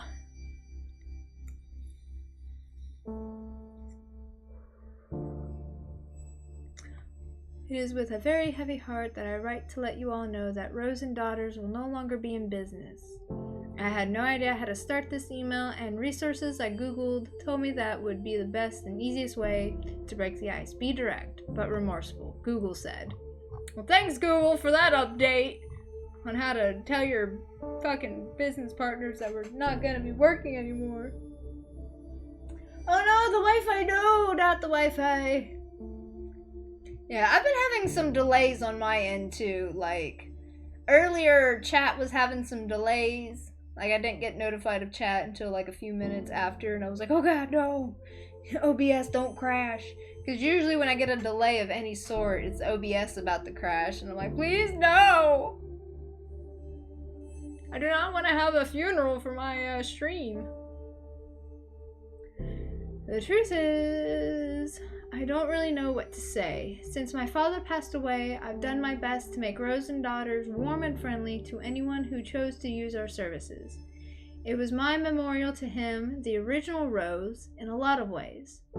And you've all become like family, including you, Charlie, our most recent addition. That's us, we're Charlie. But it's been getting harder to make ends meet. Rent is going up in the neighborhood, and I'm finding less and less like I have the energy for this business. There's a lot of competition from other funeral homes, larger corporations than we are that can take on more business and offer more impressive services. You know the way it goes. Yeah, damn corpos. And you know what's sad about that? The corpos, they're only in it for the money. So they're gonna be like, we're cost efficient. Yeah, for you guys, you're not gonna put in the heart and soul to make these fine, elegant coffins and actually get to know the deceased in such a caring way. Yeah, she ruined it. Dang, I'm sorry, Root Beer. So we've been bought, or I sold. Either way, soon Hillside Heritage Enterprise Inc., a company that owns many funeral homes in the city and across the country, will replace Rose and Daughters starting from the beginning of next month. Same building, same name. They're keeping the name Rose and Daughters Funeral Home for tax purposes. Of course, yeah, tax purposes. Because, you know, can't have a monopoly. We're going to be like, no, see, we fund several other different places. That's how the corpos go. I'm very against corpo. Even though I have to rely on corpo like we all do, and it's stupid. Anyways, though honestly, I'm trying hard not to just see it as a move on their part to keep up the image that it's a family-run business. Yeah, she's with me. She's with me. Boss lady knows. I don't know how I feel about that, but I also don't know if there's anything I can do at this point either. I've signed the papers. At least my father's legacy is still intact. Somewhat. They have a good reputation and have agreed to keep you all on. That was one of my stipulations. I would sell as long as you all weren't without a job. Sorry I didn't tell you in a more personal way. I would have loved to have a company lunch, but I, admittedly, didn't have the heart to tell you in person. This was easier for me, please understand. Sincerely, Amy Rose, founder and director of Rose and Daughters Funeral Home. Oh, that's so sad! No! Oh, that's so heartbreaking. No, I was really excited for like the whole story to be mom and pop, but this is a story of most mom and pop shops. They can't make ends meet, so the only way to keep their dream alive is to sell out, essentially. It does suck, but it is the way it is. Alright, but let's go on a little bit of a happier note of thank you so much. Charlie, I thought you'd like to see this thank you note. Hi, Amy, which is our boss. This is Margaret Hall, the one we did the cremation for. I am so eternally grateful that you were able to accommodate our request for my sister's funeral. It was a beautiful service, and she would have been happy with it. That's such a weird thing to say, isn't it? Thank you again, from the bottom of my heart. Sincerely, Margareta. Well, of course, I'm glad we could help your sister have a decent passing. You all have a wholesome time at the funeral. Alright. Forward, I don't know what to do. From Amy to Charles, and of course not Charles. Charlie. Charlie is me. Sorry. I got so emotional for a moment. I thought I would forward this to you. In situations like this, we typically connect people like Ryan with a grief counselor or other professionals who can really help them. Okay, so I assume this is going to pertain to our next job, our next client. Oh, excuse me. Sometimes we get emails like this when people don't know where else to turn. It's difficult, and family isn't always the most reliable for some people. Usually I would be happy to connect him, but I'm feeling a little tired today. Not my usual self, and it would be good for you to start building these kinds of relationships on your own. You're a treasure, Charlie. Aw, thank you, Amy. I don't know what to do. All right, Ryan Garcia. What did you turn to us for? Hi, Amy. I know this email might be a bit odd, but you said if I was ever having trouble, I should reach out, and you would know somebody I could talk to about all of this. I don't know what to do now. I know my grandmother had lived a full, good life and was very happy, and that she's not in any pain now. But I feel empty, Amy. I never felt this empty before. What am I supposed to do now? I thought I was stronger than this. Can you refer me to someone to talk to? I don't want to freak out my mom right now. She's dealing with enough. With work and with things and with the will and trying to just be the mom she could be. I just need somebody to tell me that I'll be okay. Thank you, and I'm sorry for being an inconvenience, Ryan. Oh, Ryan, no, my sweet pal, no. Oh, I actually got a little choked up there at the end. No, Sweet Bean, it's okay. It's gonna be okay. Alright, so yeah, that's the email. Okay. Alright, Jen, give us some tea that's gonna be a little bit more heartfelt, huh, sweetie? Okay, a challenger approaches. Jen, you got a challenger. Charlie, I've been playing a new game when things are slow at work. It's called Tales from the Crypt Sweeper. Get it? Get it? It's like Minesweeper, but way harder. Like, seriously, it's really, really difficult. And I thought my Minesweeper game was on point after working that overnight front desk job at the hotel for 3 years.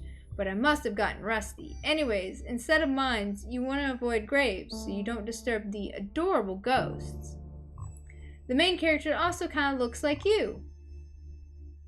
Interesting. Want to start a healthy competition? High score gets to pick the restaurant we go to when one of us is in town next. Jen Love, Museum Curator, London Pathology Museum. Alright, we'll definitely check that out in just a second. We got one more email to read. Keep on protecting Earth with green burials. This is another subject. A subject that was lightly touched on the first thing. Oh shit. Hang on, sorry. I gotta stretch real quick. I gotta take a moment. Whew. It's a lot of reading, folks. Ow, my fingy. I stretched my fingy. Oh, I felt it pull. No. Please don't be bleeding. Okay, it's not bleeding.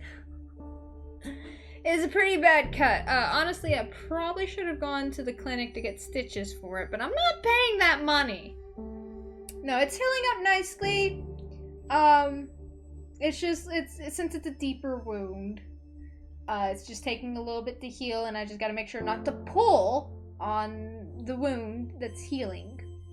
I don't want to say scab, because scabs are gross. I don't even like the word scab. That's why I say it like that. I have to say it in a funny tone, otherwise I get like goosebumps, because it's like the word moist. Moist doesn't bother me. I know moist is a weird word for others, but I can say it, constantly. Moist, moist, moist. But scab, I don't like the word scabs. I don't like it. Alright, it sounds like, alright, and it's just like when cardboard rubs against cardboard. Or styrofoam rubs against styrofoam. I don't like those sounds. Like, I got goosebumps already just thinking about those two sounds. That's what scabs does to me. I don't like the word. It's a crusty word. I'd rather say crusty. But even then, crusty sounds dirty. So it's like, either way, the wound. There's no easy way of talking about a injury. Even though it's such a minute injury, but if you guys saw it, you'd be like, damn! It's pretty bad.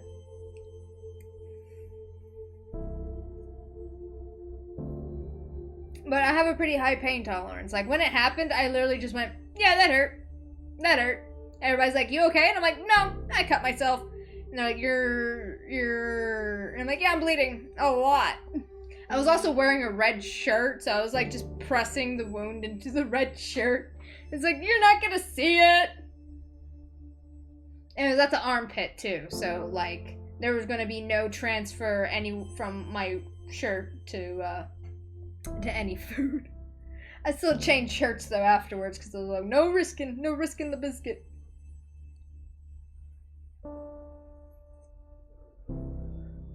Alright. So we got this email, and then we're going to look at the Tales from the Crypt before we get on to our next cremation. Keep on protecting Earth with green burials. You've lived your life mindful of the environment, doing your part to reduce pollution and generally help out where you can.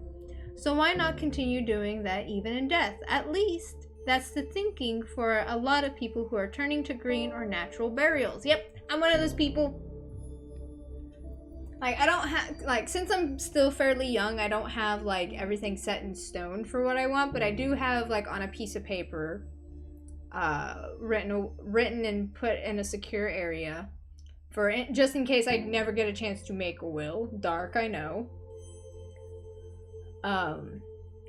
But when you think about things a lot, and you live your whole life in your own head, you think about things a lot, so...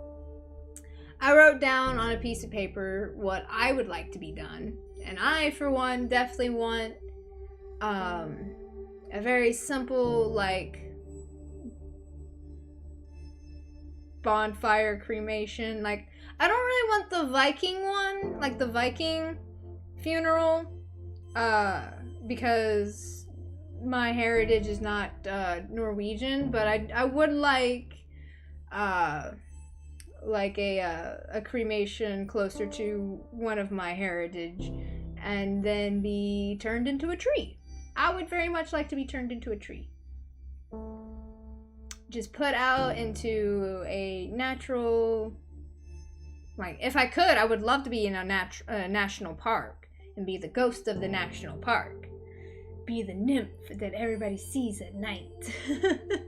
Oh yeah, I'm haunting. Yeah, there is no afterlife for me. I'm haunting. I'm too much of a curious person, so I would love to be an observational ghost. That's what I believe is going to be my afterlife, is I'm going to forever roam the earth as a spirit of earth. I'm too connected. And anyways, natural cemeteries are becoming more popular and are focused on a few rules. Mainly, it's that bodies aren't allowed to be embalmed with chemicals that can damage the environment, and bodies must be buried in a biodegradable shroud or casket. Not only is this better for the environment, it's also cheaper. At Union Cemetery in Ontario, Canada, a natural burial is just over $1,000. Damn, that is cheap! That's cheaper than a regular cremation. I'm sure it's gone up now because of inflation, and I don't know when this game came out, but yeah, that's cheap. So better for the people, the environment, and just maybe not so good for big business. Let's not forget, people, this is still a business after all. But really, why go green? Green burials help preserve natural resources, work to reduce carbon emission, protect the health of those preparing bodies, and restore preserve natural habitats. Embalming fluids tend to contain formaldehyde, and funeral directors report a higher incidence of leukemia. Going green and not using toxic chemicals for embalming help protects funeral directors while at the same time lessening the impact we have on the environment after we're gone. We're here at Funeral Monthly think green burials are pretty cool. What do you think? Reply and let us know. Yeah, no, I like that, especially with my way of life. I very much follow a pagan walk of life. And yeah, green is the way to go, especially now more than ever. I mean, we're already pretty much past the point of healing. We're just gonna have to go through the motions now, but it would be easier of a transition to the harsher elements if we just go ahead and start thinking of green. Like, what can we do to preserve ourselves, and what little green will be left when everything goes to shit? Because, I hate to break it, like, we're going to go through the cycle of climate change. And it's gonna be bad, and it's gonna be human caused. Anyways, that's this. So left click to dig, right click to flag. Okay, so it's just Minesweeper. Alright, oh god. It uses symbols. I don't know this. I mean, I know the symbols, but I don't know what they are used in this context. Oh, I hit the ghost. Aww. Okay, so that just means that there's... Okay, I see. Alright. So you avoid the ghosties. I got you. Cool. Oh, didn't mean to like close. Whoops. I just wanted to see if it would refresh. Yeah. Oh god, these are so close to them.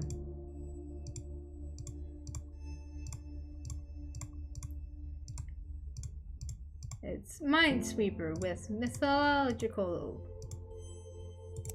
Ah, oh, damn, hit the ghost immediately. Alright, let's go on to what we're really here. The cremation. Please see the note below about the peacemaker. They can be tricky. Oh, cremation with a peacemaker. Okay. Maria Reyes. What can we do for you? You asked if there were any special instructions we wanted to pass along. Just please cremate my father. He has a pacemaker too. The doctor told me that would need to be removed. Ooh, and you can also donate that to vets. Oh, please donate it. I'll take care of it. But yes, you can donate old pacemakers to puppos in need of. Because you can't, a new one's expensive, and you can't reuse a pacemaker in a human, but you can reuse them in dogs. I've learned that recently, and that's actually very cool that pacemakers can be donated from a deceased person to an animal that needs a pacemaker, and that's just super cool. I hope they donate it. Mr. Ray came directly from the hospital, so we don't have to worry about removing any valuables from him, as the family did not provide any for us to include. However, Mr. Ray's has a pacemaker that we'll need to remove before cremation. Because pacemakers are batteries, they will explode inside the hot heat of the cremation machine, and we definitely don't want that. Okay, yeah, no. That's what makes people usually explode, is when they have, like, things inside of them that they normally wouldn't have. And the cremation process doesn't take into account of those, because it's, supposed to be heat. It's supposed to be a lot of fire. So, that makes sense. That makes sense of removing things, because you don't want it to explode. Sorry. Click and drag the scalpel over the heart. Alright, boop boop. Now you can get the forceps. Alright, grab that, and we click and pull the pacemaker out. There we go. And put the forceps away and put the identificator into the coffin. And now he's all set to be cremated. You just hit the button. Yeah, I really like this game. I mean, there is a lot to read. I was not expecting to be reading a whole lot, but I like the things that we have to read, because it helps with the immersion of the game, and also really brings in some thinking materials on the whole process of death and how death is handled. I really like this. Alright. Yeah, we gotta break down the bones, put the urn into the crematorium. Or this is the cremulator. This is where you actually put the bones. Because the heat from the cremation doesn't actually turn everything into dust. You get left with bone remains. And the ashes that you do have will essentially be people. Sometimes it will be multiple people if the crematorium is not cleaned enough, but usually it'll just be the ashes of one person, and then you grind up the bones. And then you put their little trinkets inside. Alright, and then we get to the funeral. I was honestly expecting more embalming, but that was two crematoriums in a row. Alright, we got all of the bereaved here. We gotta talk to each one of them. How is this person in life? Give me some news. I wonder if he ever liked me. He was nice to me, but I don't know. He never seemed like he really cared if I was there or not. Oh! Oh, honey, was that your husband? I'm sure he loved you. It's just people have a strange way of showing affection. Everybody deals with things in their own way. I mean, sure, some people don't do it in a healthy way. Hey, Nova, what's going on? What's up? How you doing, man? I always told him to quit smoking, but of course he never listened to me, so that figures. Yeah, that happens sometimes. Unable to rest? Aw, dang, man, I'm sorry.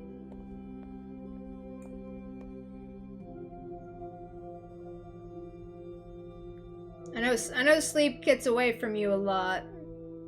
Now, how you been doing? Has your day been good at least? What do you want to do after this? Making plans after the funeral? Pretty nice out. Let's change and go find a patio somewhere. Ah, yes, nice. Nice cozy day on the patio sounds lovely after a funeral. Sounds good. I could really use a beer right now. Hey, sir. Hey, did I ever tell you the time we tailgated? Oh, yes, story time. Yes, give us a story about... give you a story about how I'm choking on air. Excuse me. Too warm in my apartment, so it doesn't let me sleep. Filled with streaming and destroying friends' scores in Fortnite main stage. Hell yeah! Fucking it up on the main stage. Right on. Yeah, we've been going through a massive heat wave over here. Like, today alone was just like 93. But the humidity had it at a feel of 98. And that, like, I can handle heat, but when you put humidity on top of that, no thank you, get the humidity away from me. And I live in the South. You would think I would be used to that. And it rained all day. Oh, you would think that would cool it down. How odd. Well, hopefully the humidity doesn't get too bad. And it's raining now too. Nice. Well, hopefully that cools it down. Like, we currently just got a drought alert. Like, we had a little bit of rain, but it's just been so hot that it's done nothing. So, we have a drought alert. Yeah, the humidity makes it 10 times worse. Hopefully with the rain that you got, it will cool down some. Because, whew, I've seen the temperature maps here recently. It looks like we're in an easy bake oven. And we're about to go from the easy bake oven into the fryer. Because we still got August to get through. And where I'm at, September just might as well just be another summertime month. Like, we don't really get fall until November. Well, end of October, so perfect time for Halloween. Like, this gets nice and cool. I walked by my landlord's house and their son's dead named me and said, yeah, bring up that laundry. Whoa! Damn, I'm sorry, Root Beer. It fucking sucks.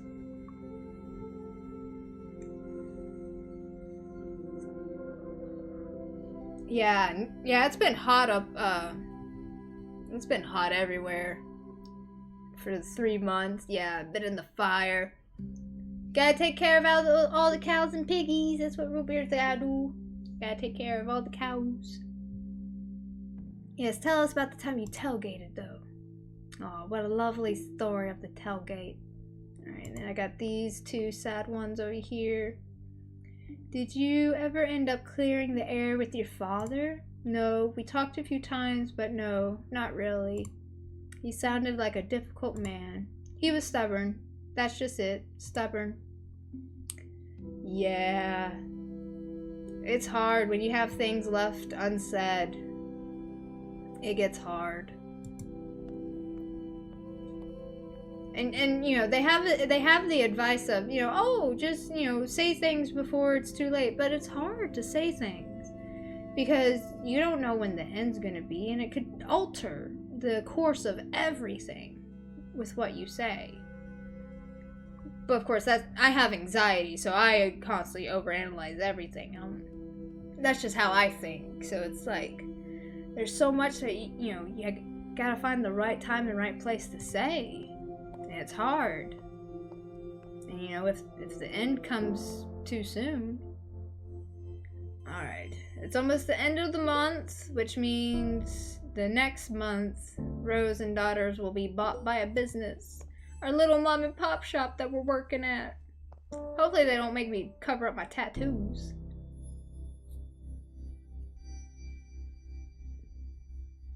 And I've heard, oh damn.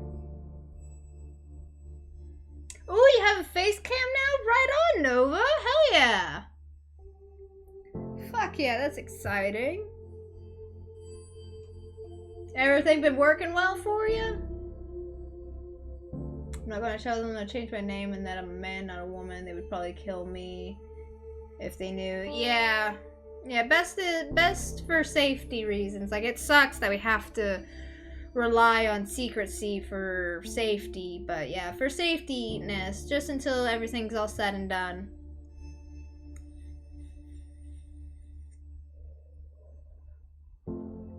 Yeah, it could be a little changing to have a face cam and whatnot, but heck yeah, getting some upgrades. But other than that, streams have been fun with the camera. Right on. You're gonna have some funny effects. Yeah, hugs. Give all the hugs. Get them in here. In real life, I'm not a very huggy person, but my personality says I am. I just have a thing about touching people. It's an energy thing. I'm a very empathic and in tuned to what I'm feeling, and then I can, you know, I very much relate to how people feel. So then if I'm in their bubble, I feel it, and I'm like, you know, I gotta have my bubble back. Might start using my voice in a way. Heck yeah, do it. Use your voice. Sorry, my phone was going off and it was just a spam call. Spam calls. Don't they know I know? It tells me you can't get away with me. I've always wanted to like spam callers, or not spam callers, but you know, prank spam callers, but I just never have anything good to say. I should make a script. Oh yes, and the next time we get a spam call, we'll pull out that script and we'll use it. Haha, we'll turn the tables on the fuckers. Have y'all seen those videos where people just prank the fucking spammers and they just absolutely lose their fucking minds? Yeah, I'm a clingy person when it comes to presents. I like being around people, but being touchy with people, I'm very picky and choosy. Like my friends, like 90% of you, if I met you, you'd be getting hugs. I'm picky and choosy with my hugginess, but if it's like a stranger, I'm like, Pat, pat, pat, pat. I'm sorry. I'm sorry for how you feeling. You need snacks? Pat, pat. I give all the pat pats. Next time yell, dude, I told you I ain't got the money yet. Oh yeah, just act as if they're a fucking loan shark.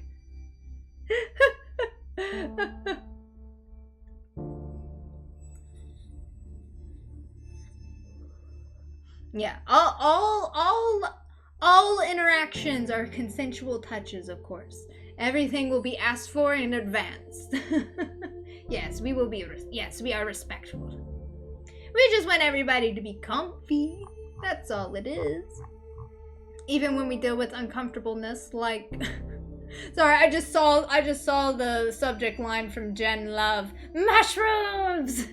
But anyways, yeah. Sorry. We have this email to read, and then we'll go to the mushrooms. Oh man, you gotta love my squirrel brain. You gotta love it. Hi, Amy. I just wanted to thank you for the service the other month and apologize if I was abrupt. I was kind of in a shock for me. I didn't feel comfortable with the whole process. Oh, it's okay, Marina. He wasn't supposed to die yet. It hasn't been easy. No, it's okay. Everybody processes things in their own time, in their own way. And yes, even though we have to keep going, you know, it's okay. Never apologize. Especially with how you were processing. And yeah, it's all understandable. Oh, no. No, don't punch root beer. I mean, unless you have to. Violence. Violence will be the answer. Alright, mushrooms! This is our friend who's in London, Jen Love. You hate mushrooms so much, I found the perfect thing for you. Really? Charlie hates mushrooms? Oh man, wow. That's a way to break character. I like mushrooms. I love mushrooms. I even have a book on foraging for mushrooms. Although I have yet to use it because I don't get out much. I get very nervous when I don't have cell service, and when I get into the national park, I don't have cell service, and that's a little upsetty spaghetti. I've been thinking about death. I know, shocker. Look what you've done to me. Well, you also work at a museum that deals with dead bodies, so it would not be a shocker there, my dear friend Jen.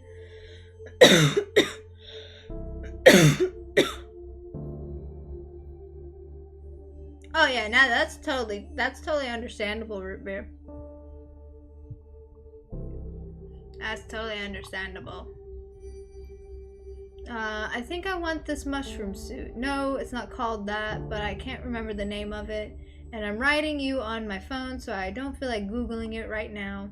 Anyways, the idea is that it's a biodegradable suit that the deceased wears. It's made with what people call biomix, i.e. mushrooms and other microorganisms that help to decompose bodies, neutralize toxins in the body, and provides nutrients for the soils for plants. That is pretty nifty. I think this one company even offers casket liners for use in green caskets. I think this is what I want. It'll be just like Hannibal. Wait, don't tell people I said that, okay? Oh, sorry, you're on live stream. Everybody knows now, Jen. You thought of Hannibal while thinking of death. And you work at a museum full of dead bodies. But seriously, it's pretty cool. I love all the death innovation happening. We might as well do something when we're in the ground, you know? Love you. Think about it and let me know your thoughts. I want all of your thoughts. If it's not this, then maybe I'll have my ashes made into jewelry. But seriously, I'm probably going to do this. There's no harm in planning ahead. Am I right? Jen Love. Yeah, being turned into jewelry would be pretty cool too. I know it's a very expensive process. Actually, I do know somebody who has a necklace that was made into a diamond from their deceased father. And it is a beautiful necklace. They did a really good job. It's like in the shape of a heart, and it's silver plated with another heart. It looks super pretty. So yeah, jewelry is the way to go. And Jen, I think that's a way more you. That's a way more you to be turned into jewelry. But I like the biodegradable suit. That also, like, it uses mushrooms, so that way, you know, mushrooms are a great, like, source of, like, biodegradation. You can use mushrooms to biodegrade almost anything. My mom had a taste of what my skin feels like, and now she asked me for... Oh, no, she asked you for all the things. It's like, help, I now understand what skin crawling feels like, and I can't stand it. I don't know why Papyrus came out. That's my voice I use for Papyrus when playing Undertale, which we will get into again tomorrow. I'm just probably gonna have to look up that puzzle, because I can't figure it out. I've been thinking about it. I cannot figure it out. But anyways. Alright, what do we got for our funeral monthlies? Things to avoid saying at a funeral. Welcome back. Now, we rarely do listicles like here, but for this month's newsletter, we thought a listicle would be a best way to deliver this month's advice. What not to say at a funeral. We know figuring out the right thing to say to a grieving friend can be extremely difficult. And since that's such a personal issue, it's hard to give specific advice. Some things will be more comforting to other people. But fortunately, we can deliver a little bit more solid advice on what not to say to someone who is grieving. Here it is, Funerals Monthly's top 5 things to not say at a funeral. Oh, this is gonna be fun. Hey bro, what's up? Get good, get saucy. We're a little bit on the chill side today. We're going through the processes of a funeral home. It's been very wholesome yet solemn. I've been enjoying the stream today. Being 5 foot with strong will to live, oh boy, the hell to do with my life. I know, right? There's so much. There's so much to do. Alright, well, let's look at this list of what not to say at a funeral. Number 1, at least they're no longer suffering. Wow, yeah, I could see that, but also, like, I know in certain situations that would be comforting for others, like our recent one where we had the breast cancer person. I think somebody was even saying that. Even if this is true, nobody wants to hear this. It's probably not your place to dictate. Who wants to be told that the death of somebody they love is for the best? Like I said, even if it is true, don't be that jerk and just don't say it. I mean, yeah, true. I guess true. Unless the opportunity actually works for it. But yeah. Were they saved? Oh, yes. Yes, the religious. No, don't ask. Don't ever ask this. Yeah, that should actually be number 1. Never ask, were they saved? No religious statement, just don't. Why? Yeah, really, why? Never ask that. Because not everyone agrees with your religious views, and not only is not always comforting, it can also be insulting. Very true. Very true. Not everybody is going to be of a specific religion, and, you know, maybe even if they were part of that religion, maybe they didn't want to, you know, you don't have to follow every extreme rule. So, they're with angels now, yes. No religious statements, unless, like, they are actually religious. Let me know how I can help. This one is tricky. Yeah, that one is tricky. You want to help, but those in mourning won't always ask for help. If you want to help, suggest specific things. For example, I'm free if you need someone to babysit the kids. Yeah, that's actually pretty good. Be more specific instead of giving them the mental workload of, you know, thinking of things that people can help them with, because that would be very overwhelming.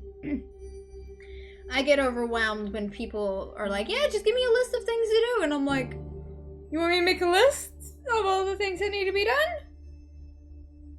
How about no? I don't want to make the list, because then I get overwhelmed. I get very much overwhelmed. Although a list does help me. Now having somebody help me make the list, like having a bounce back board for making a list of things that need to be done, that works for me. That works for me. Actions are better than passive statements. Cook something for them, take them to their favorite restaurant, or buy tickets to see a movie together. Yeah, be more specific on the way you can help, especially if you know the person.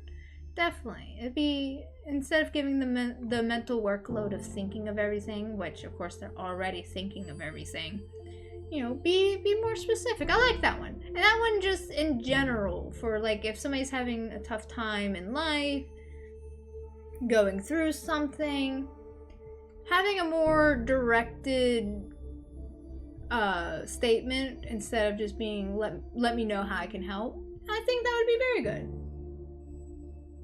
Bro, why do people wave things in your face and say I can't use this for this reason, but they keep waving it in your eyes? Go cross. Yeah, that would be confusing. You'd be like, huh? But then why? Alright, number 5. I know how you feel.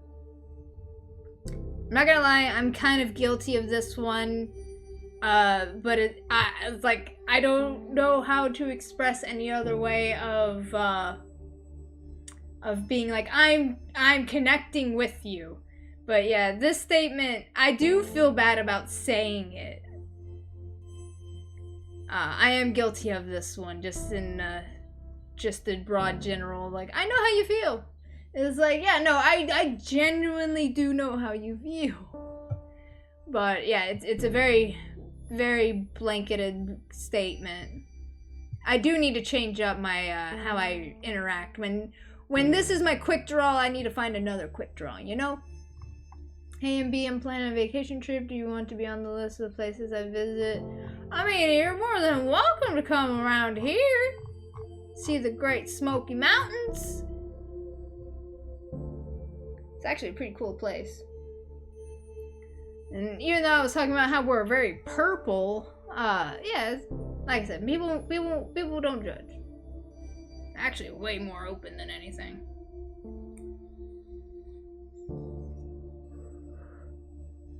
Even if you think you do, everyone grieves differently. Don't focus this on yourself. Empathy doesn't involve having to commiserate. Sometimes people will want to hear your experiences, but don't assume they will. Ask first. Yeah. I don't think I've ever said this at a funeral, but I know that I'm guilty of saying this for like when somebody is having a hard time. Especially if I can relate to it, I will definitely be like, I know how you feel. Insert example to show that I connect. Now, granted, I do need to change how that comes out, because it is very much my blanketed way of connecting to people, because I don't really have a whole lot of experience of connecting with people. For a very chatty person, very friendly person, I'm not very good at making friends. Yeah, I'm trying to figure this shit out. My aunt's probably going to have back surgery. Don't take selfie with the dead. That's another thing of not to do at funerals. Don't take selfies with the dead. Not to mention, I don't think you want a ghost haunting your shit. Because I, for one, if somebody took a picture of me while dead, oh, I'm haunting their ass. I am haunting. Like, oh, you wanted me to be with you forever? Okay. For a quicker version of this list that can be applied in any situation, don't say stuff just for the sake of saying stuff. Just say, I'm sorry, if you don't know what else to say. Yes. Just saying, I'm sorry, or you have my empathy, you have my compassion. Do the, if you need someone, I can do insert action. You know, those types of things. Alright, what do we got about our news article? Anything different? No. Okay, so she hasn't announced yet that next month we're gonna be no longer a mom and pop shop. Alright, so Amy Rose, our son. Okay. Charlie. Uh-oh, not a hi Charlie. We got Charlie. Uh-oh, this is a serious one. Oh no. I was hoping you wouldn't have to confront this situation, yet anyways, they're never easy. Rose and Daughters has been asked to prepare the body of a young man who took his own life. Okay, so yeah, very serious. He had a will prepared and asked for cremation, but the family has demanded a traditional burial instead.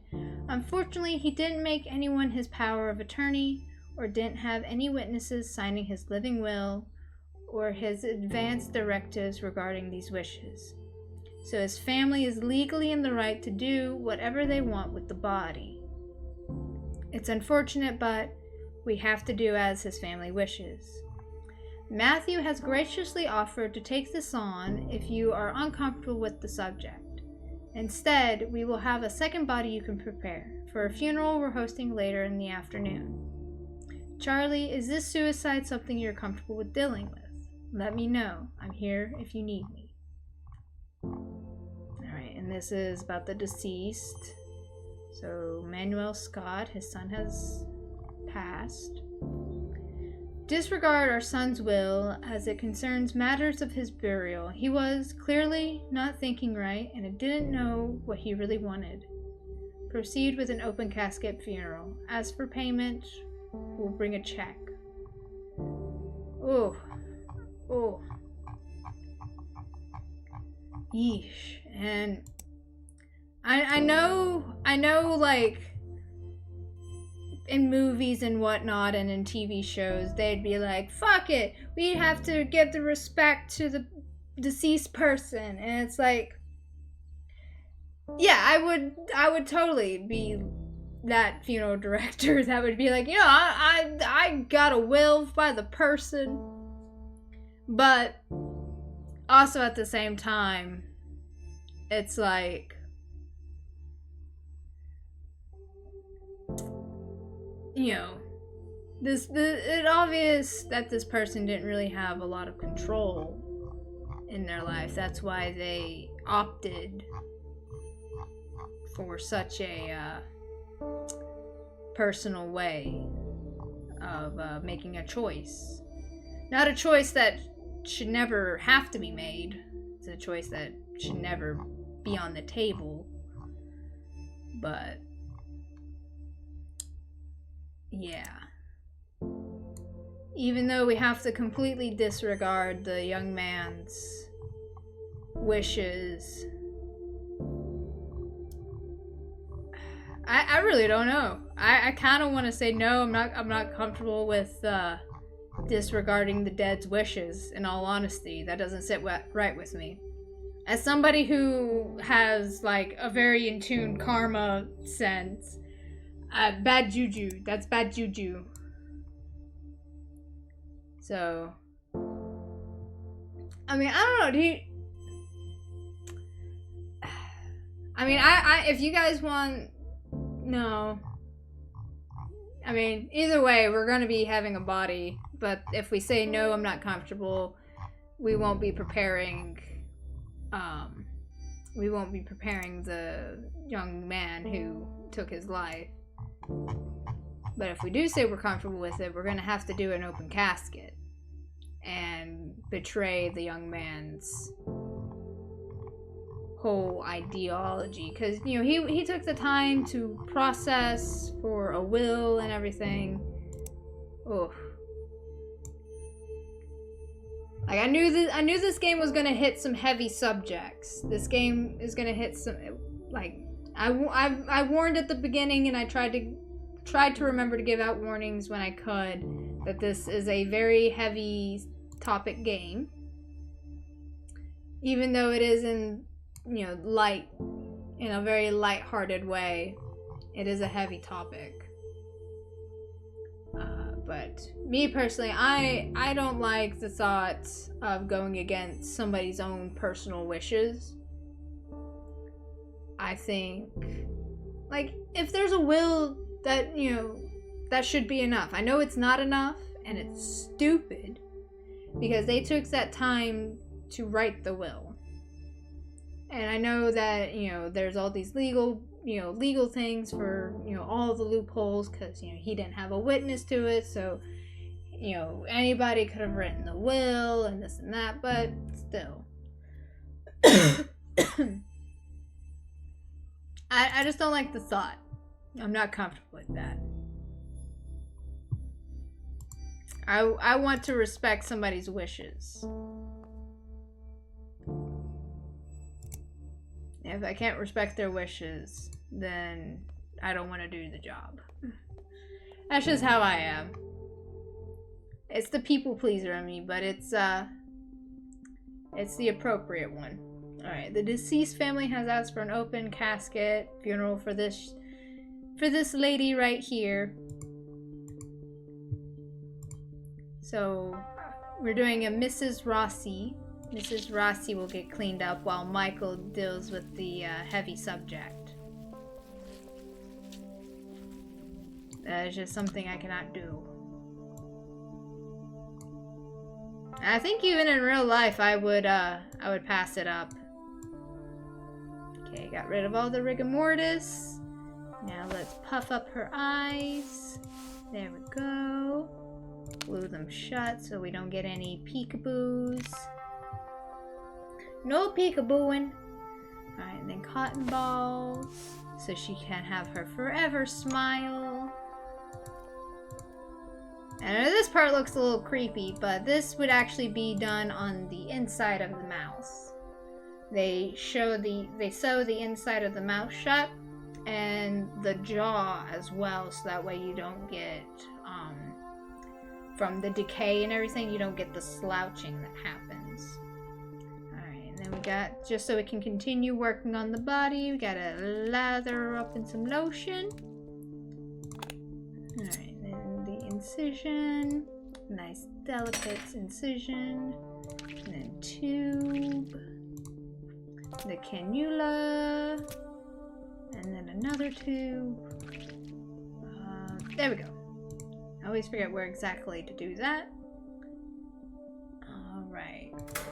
And then we turn that on, and this is probably the strangest part, which is where you have to massage the body in order to make sure all of the embalming fluid is getting everywhere.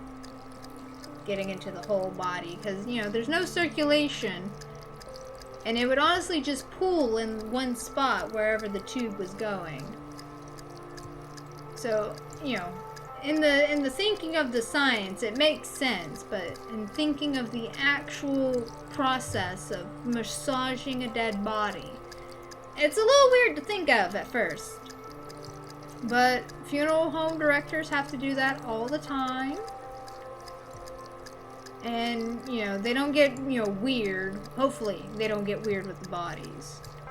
But, you know, just a simple little procedure. I'm sure they even think of it as like a full body massage. Alright, so gotta get any of the excess fluids. Press and hold. Press and hold. Because you don't want the body to accidentally bloat. Alright. And Mike will take care of Mrs. Rossi's makeup as well as dressing, putting her in the casket. And we just gotta deal with the funeral. And for the funeral, our tattoos are covered up to be more respectful. But we goth with some tattoos. We respect the dark and macabre. Alright, let's talk to this gentleman first. He seems like he could use a shoulder to cry on.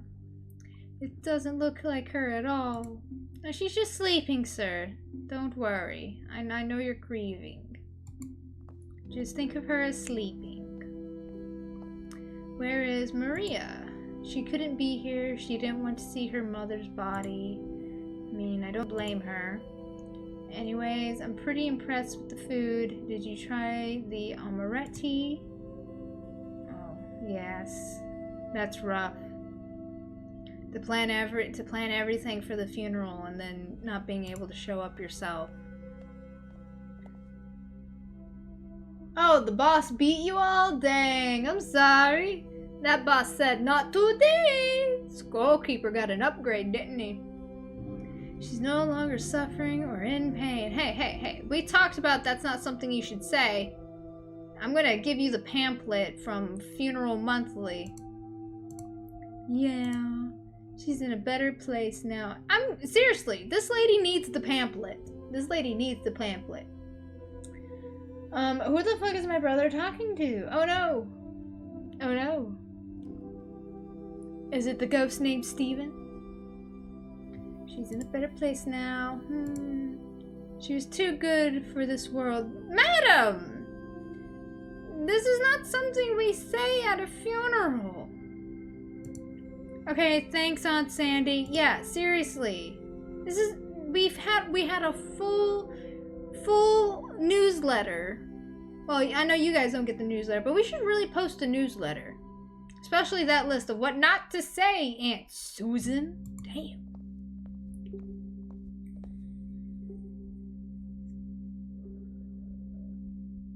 I haven't cried since she died, not once. How is Anna crying and not me? I'm the one who lost the parent. Oh, she's crying for you, sir. She's crying for you. Everybody grieves in their own way. I don't necessarily cry a whole lot when it comes to funerals. Left, right, good night. For real, Nova. That's what that scroll keeper said. He said left, right, good night. No story times for you. I gotta switch how I'm sitting. Ugh. I gotta get a new chair. This chair is not comfy. Oh, weddings? Oh my god, weddings. I have to like choke myself because I'm like, I get very, very emotional at weddings. They're so beautiful. Yeah, when it comes to funerals and memorials, I tend to be like stoic. It's weird. Like I kind of go in with no emotions, and I just am. It's weird. Well, it's weird for me because, like, I'm a very sensitive person. Like, I cry at a fucking butterfly getting its wings snapped. Like, if I can feel it, I will feel it. Oh, yeah, I'm in Hangout VC. Nice! There's too many people and a lot of things. Oh, no. Too many events going on for root beer. Oh no. Yeah, quiet sobs. Everybody grieves, yeah, but everybody grieves in their own way. Now, like, when a memory hits me, or like or like the feeling of nostalgia hits me, oh. If it comes to a person that I've had a recent, like, funeral for, oh my god, I'm a fucking boo-hoo over the memory. But during the actual funeral and everything, I'm pretty stoic. It's weird. Because I'm hella sensitive. I'm a very emotional person, but I guess when it comes to the extremes and being in crowds and needing things to just, you know, get through the process, that's where I am. I'm just like, get through the process, and then we can deal with the emotions later. Yeah. Yeah, I'm not a big fan of crowds myself. But I will do what I have to do out of necessity.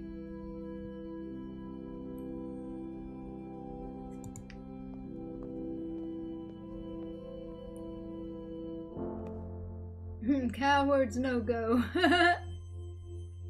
Okay, now we're March 3rd, so we're owned by the other company now. Got our sick tattoos showing. Alright, Chad Grant. He's the one who owns us now. Great. I'm gonna miss Amy. We are pleased to bring on Rose and Daughters as part of Hillside Heritage Enterprises, Inc. They will be another institution among hundreds of others property owned across the country. But of course, as part of the adjustment process to Hillside Heritage Enterprise, Inc. culture, there will be a number of changes that will come to Rose and Daughters.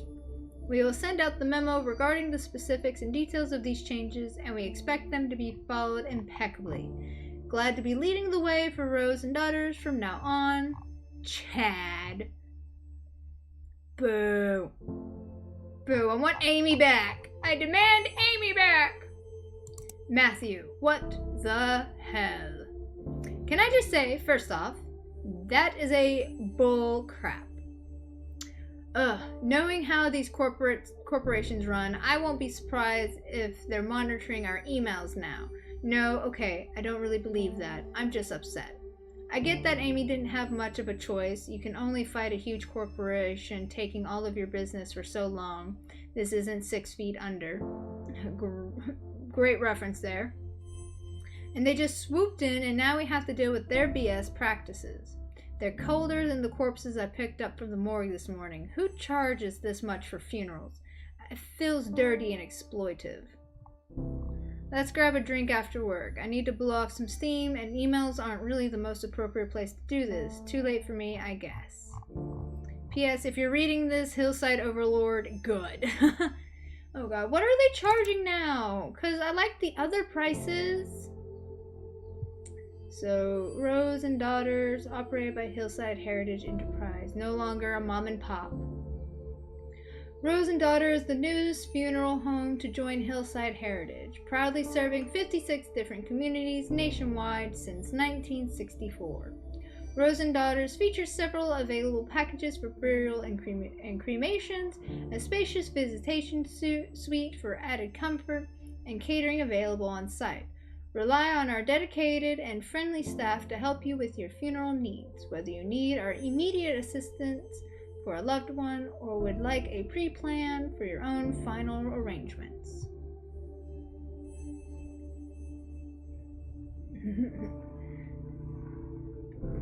Oh, you hit random? What do you now? What do you now? You little ship? You a little boat? Little boat? Going toot toot? We offer many packages fitted to suit every size of gathering and budget. Ask us about our selection of caskets, urns, and headstones, the largest in the country. Funeral packages. Bronze funeral package. Ugh. No, I don't like that you have it as bronze, silver, and gold. An intimate gathering for the bronze funeral package. An intimate gathering and a memorial for your loved ones, customized to fit your individual needs. Best suited for groups of 25 to 50. Silver funeral package, a small but special celebration for your loved ones, best suited for groups of 50 to 100. What is this, a party? No, like family sizes shouldn't matter. Give your loved ones the best with the best we have to offer. A large gathering to celebrate your loved ones, best suited for groups over 100, subject to additional fees and taxes, payment plans available. Ugh, so gross. So gross. It shouldn't be about the money. It should be never about the money. Jen Love, forward your invitation to attend a death cafe. Ooh, I would actually be very interested in that. As somebody who is a fan of the macabre and noir, I'd very much like that. Can't really write much right now. I have a lot of work I have to do with an inaugural hernia from 1750. It's the oldest in our collection, and you can even see this bit of paper the surgeon put in after removing the hernia. Super cool. I'll send you the link when we have it cataloged. What is my life? What is the sentence I just typed? But anyways, this event that I'm forwarding you is taking place near you. Figured you'd be into it. Might help with that feeling of restlessness you were talking about before. Could be good to talk about some of the things you're feeling. Lots of death positive people here. Sounds like it'd be a safe place or safe space. Okay, so here is the Death Cafe invite. It was forwarded to us. Come increase awareness of death with a view to helping people make the most of their finite lives. Join us, have a tea and cake, and talk with others about our thoughts, fears, and illuminations on death. The founder of Death Cafe movement, John Underwood, once said, when people talk about death and dying, it tends to illustrate their humanity. See everyone at the Upside Down Jar next Thursday. Death Cafe. Neat. I actually like the sound of that bar. I want to go there. Alright, so now we got our funeral monthly to read. Yeah, that death bar, what was it again? Death Cafe. That does sound pretty interesting. I would honestly go just to hear people's stories and learn the fascinating things that they've had to deal with and all the things that they've seen. It'd be pretty cool. Alright, but we got our funerals monthly. Yes, they said there would be cake. They did say that there would be cake. We just have to go to the Upside Down Jar Bar. I don't know if it's an actual bar. I'm sure it's a cafe, but I'm calling it a bar because it rhymes with jar. Funeral monthly with the different funeral traditions. I don't know how a tank scowls. That would be interesting to see. Maybe just lowers his thing like, funeral rites, even in our own culture, maybe be, that's a weird way of putting that, maybe be something many of us may be unfamiliar with. For many people, all they know of funeral traditions are what they've seen in the media. Very true, very true. But, and I think this goes without saying, funeral rites and traditions aren't the same across the board. Different cultures have different protocols for cleaning the body to different aspects of the service itself. Religion provides different paths for dealing with a death, but the goal is almost always the same, offering support, guidance, and ease to the people who are grieving. In Judaism, interment usually begins immediately after somebody has passed. Up until burial, the body is never supposed to be alone. So often, families will be appointed a shomer, a guardian, to remain with the body. Preparation for burial begins as soon as possible in Muslim traditions as well. Local Islamic community organizations are also often involved and help the family make arrangements for the funeral service and burial. Not all practices are strictly religiously focused. In the aughts in South Korea, the amount of graveyard space began to shrink drastically, causing a law to be passed that requires families to remove a loved one's body from his burial place after 60 years. Holy shit! That's pretty fascinating.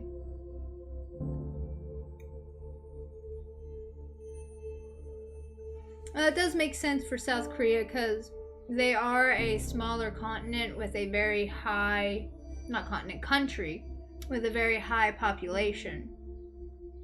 So it would make sense that they would have to start having changes to their traditions. Many families began to cremate more often, but there are also companies that compress remains into beads in turquoise, pink, and black called death beads. Ooh, kind of like prayer beads, I would assume. This also occurs in North America, Europe, and Japan, but remains much more common in South Korea because of the space issue in graveyards and the expenses of cremation. And not all practices are somber either. Ever hear of the turning of the bones? A Famadihana, a ritual by the Malagasy people of Madagascar. Famadihana has families return to an ancestral crypt, exhume the bodies wrapped in cloth before dancing with the body to lively music. So they have they pick up the body and dance with it, or do they like keep it like almost wrapped and whatnot? Please tell me that they don't like physically touch the decomposing body. I mean, I'm not gonna judge them if they do, but I just don't want to think about it. This practice is a celebration, remembrance, and a way of keeping the deceased involved in family news. Death can be a difficult time for many people, obviously, but that doesn't mean there isn't a beauty in the way we choose to honor and celebrate our deceased. I like that last bit there. There's, so many different things to do, and so many ways to honor people and, remember them. Because honestly, in order to live forever is by memories. That's my favorite thing, honestly, is there's really no true way to be immortal. We can look for the fountain of youth, we can look for, eternal youth all we want, but the only way we're actually going to stay alive forever is through memories. Granted, memories may not last forever in the same way we would hope, but they do last longer than a lot of things. And yeah, some memories do die out, but a lot of things die out in history. Tanks can't scowl. Well, that tank could, okay? Because it was a boss battle. It could scowl at you all you want. Alright, what has our new boss got for us? What has our new boss got for us? Charlotte! Sir, my name is Charlie!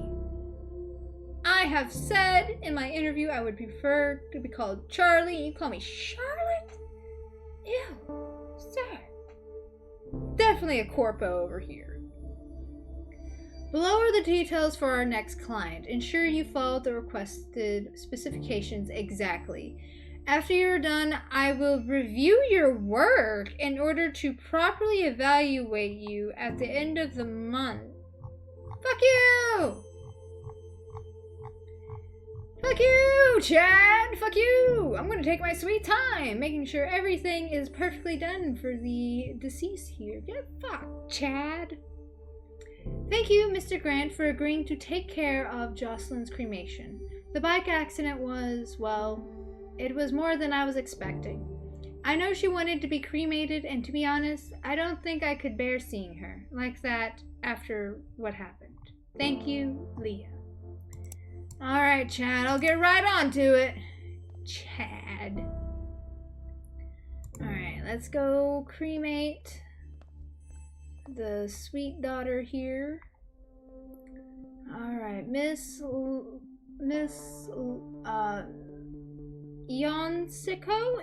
Ionsico's body for cremation. Alright, place the watch on the thing. Place the round identification tag. And she's all set for cremation now.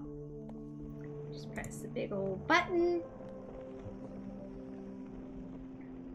Yeah, I don't like corporations getting their hands into things that are meant to obviously be humanity. Like, it's all about to be humanity, and corporations are not about humanity. They could be if they really wanted to be, but they ain't. And I have yet to be proven otherwise. I mean, there are like non-profit organizations and, corporations that do pertain to, being green and everything. Being the fight back against global crisis. But I have yet to honestly see any good come out of it. Their carbon emissions are just as bad as all the other ones. That being said, I can always be proven wrong, and I will gladly take all the information. Okay, Matthew will take Miss Ionsico's urn to the funeral parlor and present it alongside some flowers. Yes. Our co-worker is a lovely person. Gets all the arrangements. Oh my, big party this time. Hello, people. Welcome. Oh, let's take care of these people. She was always so careful. Wore her helmet, singled, used the bike lane. Asshole drivers, they need to pay attention. Have you heard what's happening to the driver? No, I haven't wanted to ask Leah. This has been hard enough on them without asking about the legal ramifications of all of this. Yeah, after all of this, let's see what we can do to help them. Shouldn't deal with the death of their partner all by themselves. Oh, poor Leah. Wait, I thought that was her daughter. I'm confused. Was that her daughter or her partner? I'm confused. But yeah, motorcycle accidents are rough and rather common.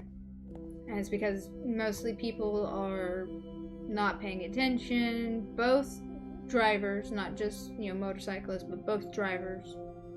And also sometimes people are just dicks. Like, I've seen so many people try to, like, brake check a fucking motorcycle. And I've even seen one gentleman, like, get his fucking bike flipped over as he was like trying to merge into a lane because one dude was like, nope.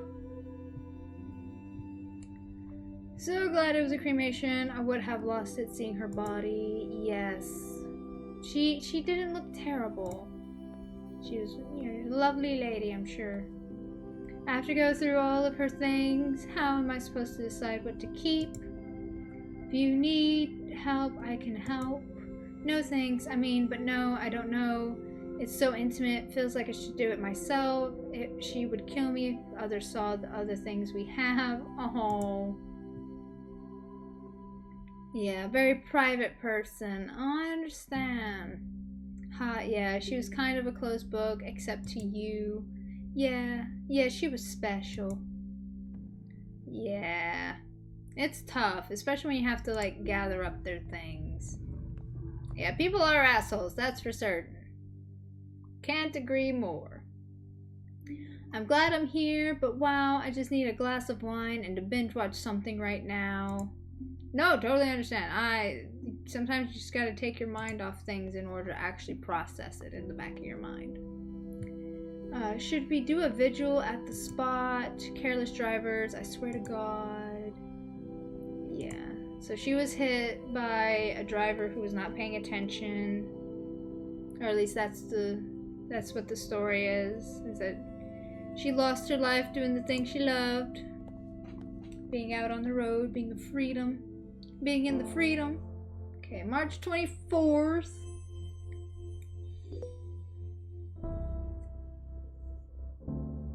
You know, I bet we're not even going to get to see the thank you letter.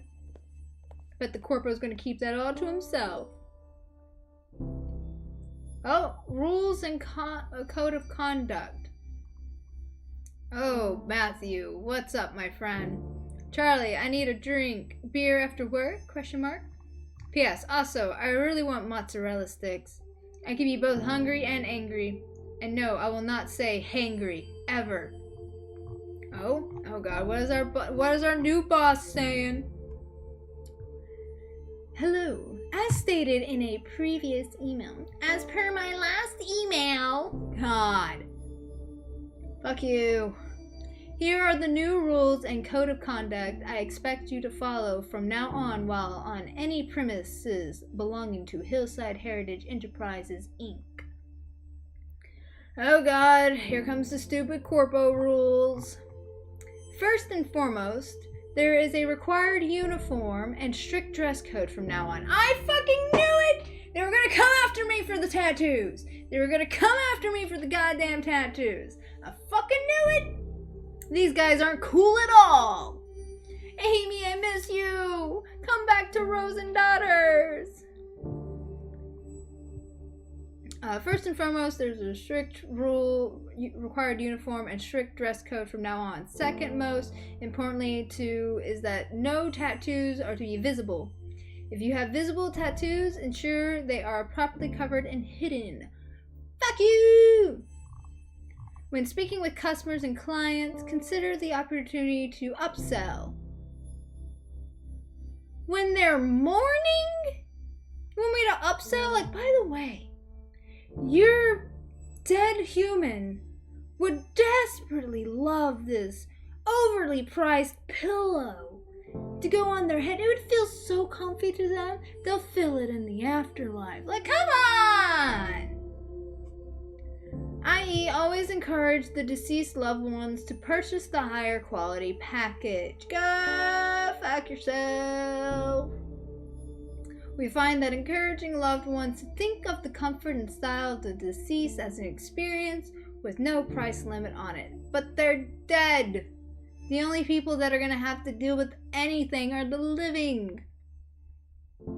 Like, not to get a little insensitive, but seriously. I don't like corporations. Additionally, food is no longer allowed to be brought in. Instead, encourage the deceased loved ones to purchase our premium sandwich and appetizer food package that come from frozen shit. What if they want to do a potluck? What if they want to do a potluck and then they're not going to be able to use you? Come on, potlucks are the best. Our partner catering concepts provide high-quality food that will be delivered weekly from their factory. Yeah, factory! It's frozen shit. And can easily be defrosted, yep, the morning of the funeral. I expect all of the above changes to be instituted effective immediately to ensure a smooth transition into the high-quality services. Money gouging services Hillside Heritage Enterprises Inc. is known for. Bah! Bah! That's what I have to say to that. Say bah! I don't like corpos. Green burial policy. Hello, Charlotte. It's Charlie. Chad. You dick. I have reviewed your request on behalf of a potential family inquiring if we at Hillside Heritage Enterprise Inc. can and will perform green burials. I should have informed you of this in the beginning, but we do not perform green funerals as they are not cost effective. You mean they're not income effective? They're totally cost effective. You just don't get income. All employees and subsidiaries of Hillside Heritage Enterprises must comply. We do not wish to lose potential customers, but you will. Though, so do try your hardest to convince the families requesting green burials to instead choose a traditional burial package, complete with embalming, casket, and vault. Instead, no! I trust you ensure we do not lose any customers. Money. You want money. And my name is Charlie. Dr. Zeus? Question mark, exclamation point, question mark, exclamation point, question mark, exclamation point. Genevieve, to Charlie. I just saw a video of a gorilla walking on its hind legs. Like a human being, Charlie, a human being. We, as a species, have seen the beginning of our end. Honey, Jen, sweetie, gorillas have always been able to do that. They've always been able to do that. Alright, home funerals. Why do it? Alright, another cost-efficient way that we can secretly tell our people about and undermine Chad. Because fuck Chad! Terrible boss. He's just in the business for the money. Let's put capitalism on death. Blech. The appeal of a home funeral is apparent for many, especially if the deceased was somebody very close to you. The idea of keeping them at home until they are ready to be buried or cremated can be comforting. Excuse me, air bubble. It is a complete utter bullshit, Root Beer. You are correct. It is complete and utter bullshit. It wasn't that long ago that we were taking care of our own deceased. Nowadays, people are quick to pass off their loved ones to a funeral home. Most families aren't given the option and assume this is mandatory. Funeral homes will almost always prepare the deceased using embalming and other methods to make them appear more alive. But isn't this process counterintuitive to the grieving process? Being around the deceased allowed the bereaved to spend a longer period of time with their loved one's body, which can help them mourn and give opportunities to family members and friends to see the deceased one last time before they are taken to be buried or cremated. The idea of keeping the deceased body at home might sound gross, but it's important to understand that decomposition takes a long time, and you can further slow this process by keeping your home cool and dry. To be around your loved ones and to see them decay naturally is an important part of the grieving process. Home funerals aren't just more intimate, but they are economically. A traditional funeral, complete with body preparation, service, flowers, cards, and many other hidden costs and fees, can cost upward to $7,000 to $10,000. When you're able to take care of your loved ones yourself, to wash and dress them, and to organize their viewings from home, the only cost remaining is entirely in the cremation and burial itself. However, it's important to understand that different rules apply given on what state you live in. In all states, it is legal to have your loved one's body at home after they die. States like Alabama, Connecticut, Illinois, Indiana, Louisiana, Michigan, Nebraska, New Jersey, and New York require funeral directors' involvement, from signing the death certificate to overseeing burial or cremation. If this is a route you decide to go for yourself or your loved ones, make sure you follow everything by the book. But just know that this may be an option available to you and your loved ones if so choose. Well, that's nice. That's nice to know that that's actually still a thing. Because I know in some communities, it's a big thing to have the deceased around a lot longer. So I always wondered if home funerals were still existent. Of course, states like these states, I kind of understand because their environments are not up to the standards to do so. Like Louisiana, Alabama are very hot. Some of these states are very humid. And also, they may just not have the best environment in general, like New York and New Jersey. They're very crowded places. Nebraska, I'm honestly surprised to see on this list where they have to have a funeral director involved.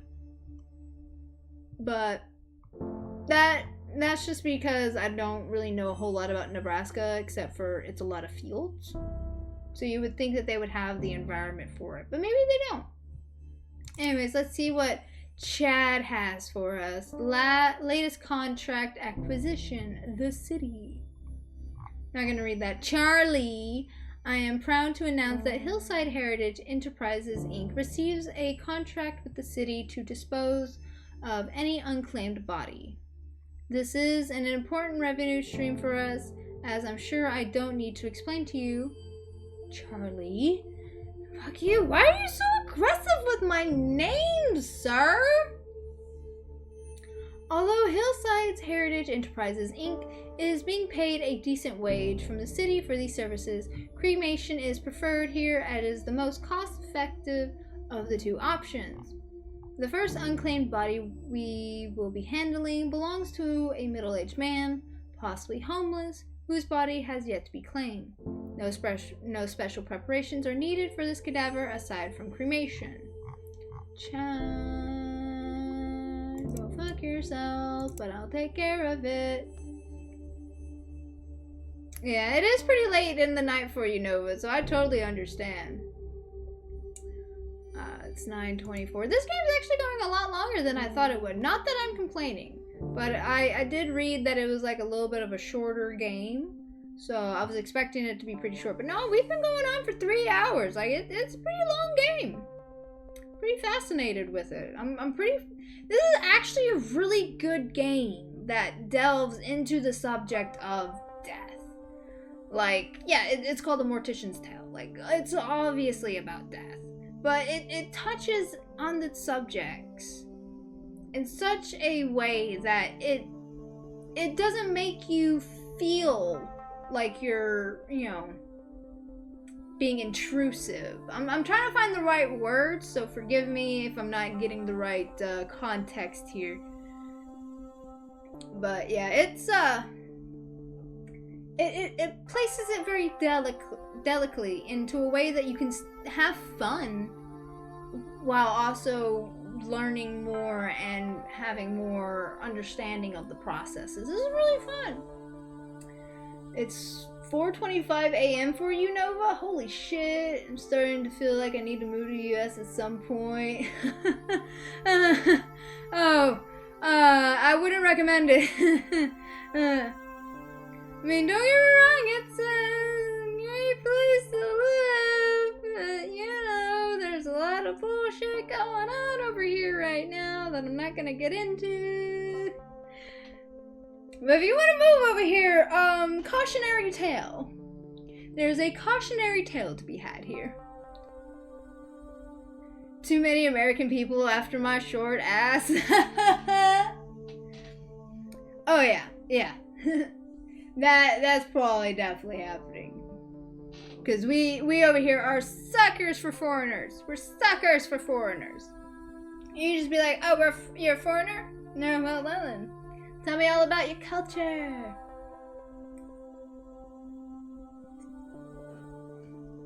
But on the legal side, it's a bit of a roller coaster right now. Alright, he doesn't seem to have any valuables on him that would be damaged during cremation, so let's just worry about putting his identification tag in the coffin. Are we sure? I can't, like, look him over, make sure, you know, maybe he has some identification on that nobody checked for. This gentleman is now all set for cremation. Yes, our first nameless, homeless person. Of course, Big Corpo would deal with that. They're after my short ass and dating matters. Oh, yes!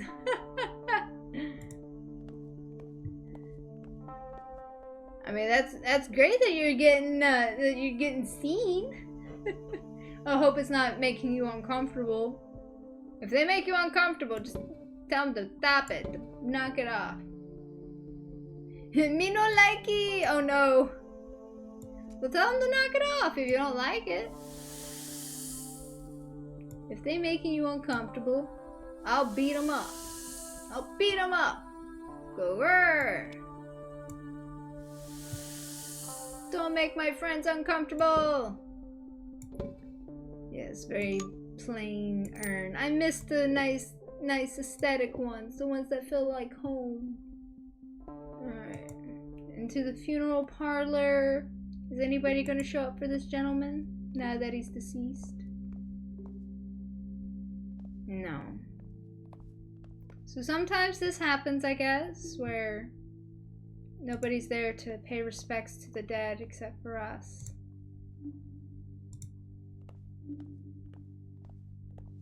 Oh, yeah, just right into a wall. I meant to click the urn. Pay my respects to him. Pay my respects again. Because he doesn't have anybody. He doesn't have anybody to pay respects to him. Introvert, not used to all this attention. Yeah, I mean, that happens. I understand. I mean, I'm not, like, I'm a bit of a mix of an introvert and an extrovert. Like, in all honesty, I am an introvert, but I do love hanging out with people. You know, my friends and whatnot. Being around strangers, not so much. But being around my friends, absolutely. Oh, we got email that's badunking at me. You going badunk? Badunk? What we got? What we got today? Oh, we got a contract with the hospital now. Yay! Hello, all. We are thrilled to announce that Hillside Heritage Enterprises, Inc. subsidiary. Oh my god, I can't see it. That word there. Hanging out is fun with friends, but other than that, home and blanket, please. Yes. Yeah, being at home is just where it's at. That word, Rose and Daughters just signed a contract with Morning Valley Hospital, allowing us access to all of the cadavers that come through their pediatric and maternity wards. Oh no. We're excited for the opportunity to work with Morning Valley Hospital, which intakes over 100,000 patients and receives over $15 million in funding and donations annually. There will no doubt be a boon for Hillside Heritage Enterprise, Inc. and bright and sustained future. Yeah, more lining for your pocket, Chad. Uh-oh. Matthew. I'm done. No, Matthew. He's leaving us. Charlie, it's official. I've put in my 2 weeks notice. You know how unhappy I am working for Mega Corporation 101. My skills, especially my driving ones, are useful in other professions. I'm not worried about myself. But you, I am worried about. You're too good for this corporation scum. You actually care about the people you work with and for. Don't let them defeat you, okay? Oh, Matthew, I'm gonna miss working with Matthew! I like their emails! P.S. I'll bring Breer over next week. We can talk a bit more freely. No. Oh, Jen. I kissed her. Ooh! What? What you got there? What you got going on, Jen? Tell me the tea! We got an emotional roller coaster going on over here. Got an emotional roller coaster. We lost Matthew. We're with the corporate scum, but Jen has found love. Dating a special effect makeup artist, and she is like the coolest person I've ever met in my life. She totally loves Ava's possessions, and was equally freaked out by the possessions. Get to working words. Bye, Matthew. I'm so sad. Alright, I'm gonna just restart all that. Dating a special effects makeup artist, and she is like the coolest person I've ever met in my life. She totally loves Ava's possessions and was equally freaked out by the possession scenes, but so utterly delighted at the idea of a support group for people who have been possessed. That was your best recommendation in a while, Charlie. You were slipping there. I was getting worried you had lost your taste. I have you know, my taste in movies are phenomenal. Both good and bad movies. I love them all. But yeah, her name is Lily, and she's super death positive and isn't freaked out by my work, and also isn't too into like that last dude I saw, Jason, Michael, God, I can't remember. I just really like spending time around her. I can talk about whatever I want, and it's never a conversation stopper. She's also totally gets what I mean when I say that, like, working with death and spending so much time thinking about death actually makes me happier. It makes everything else feel so much more worth it, you know? Memento mori or whatever. They taught us that in the one poetry class we took. We just clicked. Feels good. Fun and affirming. Like dating should be.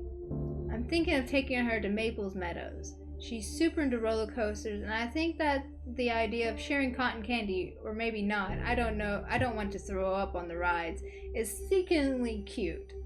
Then maybe I'll kiss her on top of a Ferris wheel. Be super corny and cliche for once in my life.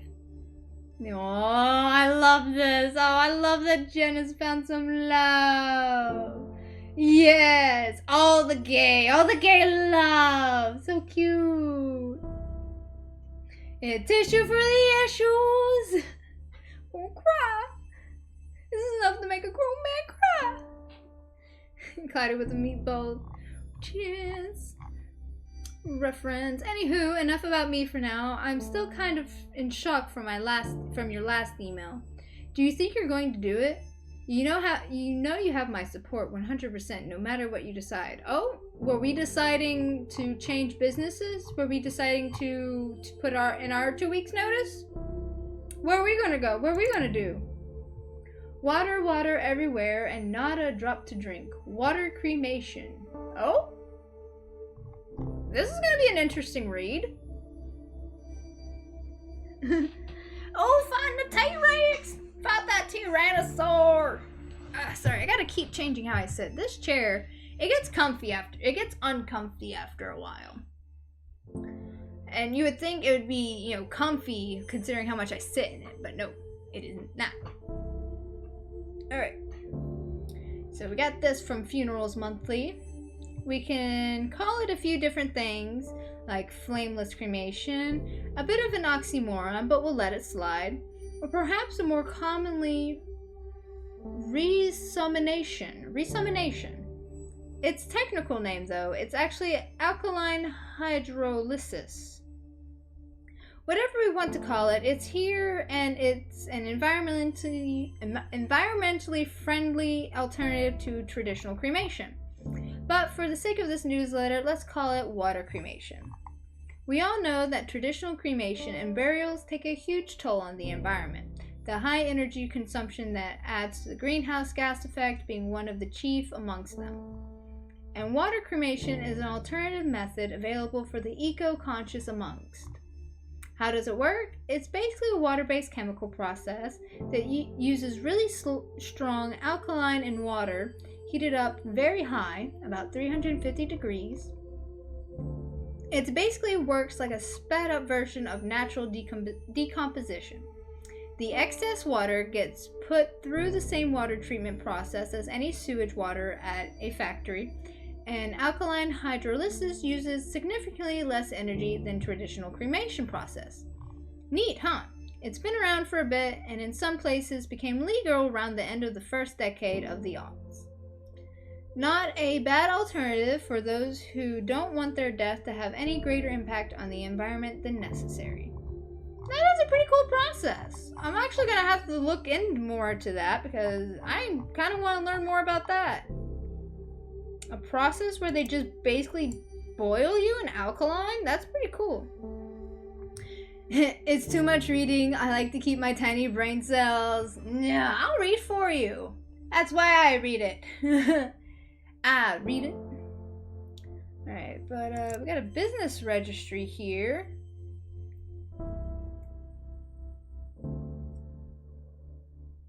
Oh, were we thinking about opening up our own business? Were we gonna go solo? Oh, Matthew has to come. Matthew has to come. He has to come work with us. If you're interested, okay, so register your business, 11 permits. Alright, if you're interested in starting a funeral services business, you may need the following permits and licenses. Articles of incorporation. The applicant must file Articles of Incorporation Form 1 with Central Production and Verification Services branch in order to incorporate. 2. Registration of a business name for a corporation. To register a business name for a corporation under the Business Names Act, the applicant must complete a B&A Form 2 to receive a Master's Business License. Registration of a sole proprietorship, general partnership. The application must complete a B&A Form 1 with Central Production and Verification Services branch to register a business name for a sole proprietorship, general partnership under the Business Names Act. Okay, cool. So we might be going solo here soon. Might be going solo. What's a brain cell? Yeah, what is a brain cell? I'm confused.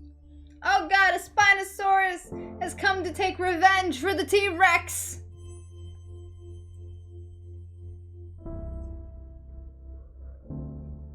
Oh, funeral home for my wife. Chad. I see you were not able to convince the D'Amica family to take a standard funeral. I had to contact them myself in order to not lose this sale. Oh, go fuck yourself, dude! Like, seriously, leave the grieving families to their shit, man. Like, if they don't want to take our services, they don't have to. Yes. Don't that Spinosaurus know? We are dino steak eaters. Ha ha. We get the finest cuisine in steaky. And, oh, hang on, I got a notification. What's this? Oh, okay. Sorry, it was just saying an update for a game. Okay. Hello, motherfuckers! We're gonna say goodbye, motherfucker, to Chad here soon, I hope. Please read the enclosed emails for a lesson on how to properly upsell potential customers. Upsell this, Chad! Upsell this!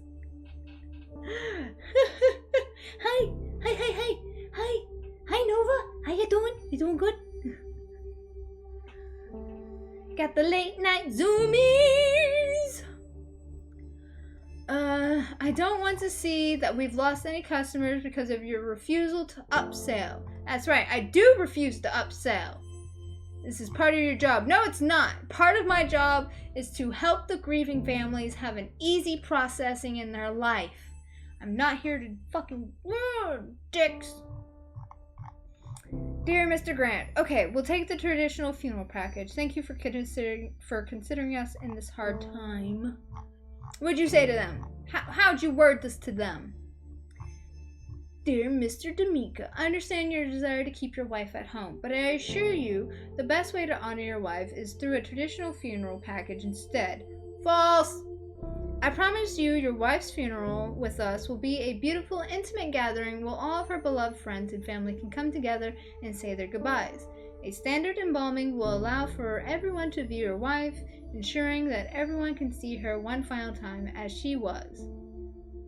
They'd be able to do so at the home. They'd be able to do so at the home, at their own convenience. Oh, going naked, freedom from the clothes, freedom at last. Beautiful, peaceful, and courageous. Letting us take care of the food with our prepared food service will ensure you don't have a single thing to worry about on this day. But it's not going to be home cooked. The memories will not be in there with the food. You and your daughters are going through a hard time right now. Let us here at Rose and Daughters make this difficult time a little easier for you. Man. Alright, and then... Dear Mr. Grant, regarding the last time we spoke, my daughters and I would still prefer to host a home funeral ourselves and keep my wife here until she's ready to be buried. I just want to make sure she's taken care of.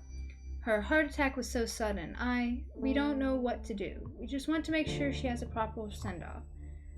Yeah, like, you shouldn't ever have to rush the passing of your family. But okay, I'm gonna do this. I'm gonna take the best care for her. I'm gonna take the best care. Let's go over here. Let's give her the best care we can in this corpo bullshit.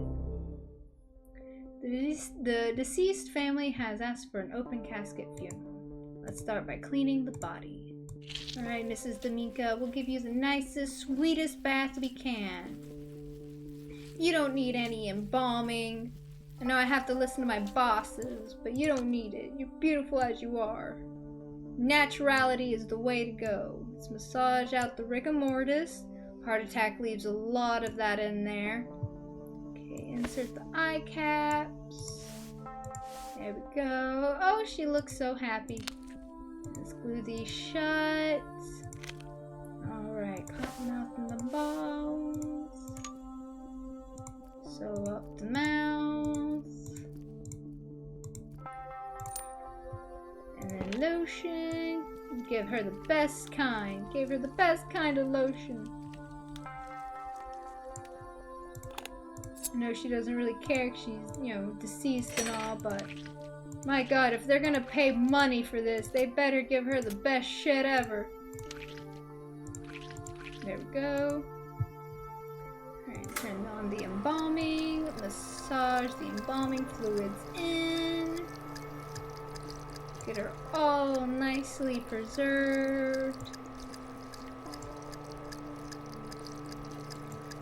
All nicely preserved. There we go. Get it in the other arm. Through the body.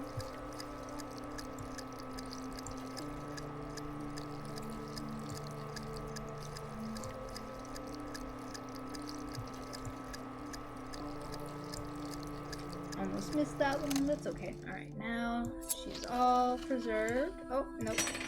Forgot. Don't nick her. We sew her. Alright, now we get the rest. Oh, no, wrong thing.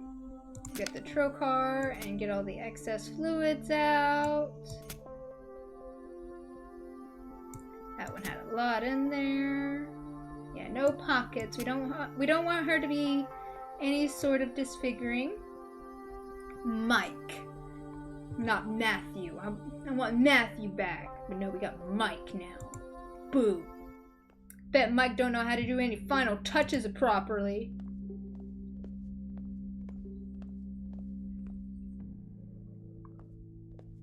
Alright, got the funeral service happening now. How y'all doing?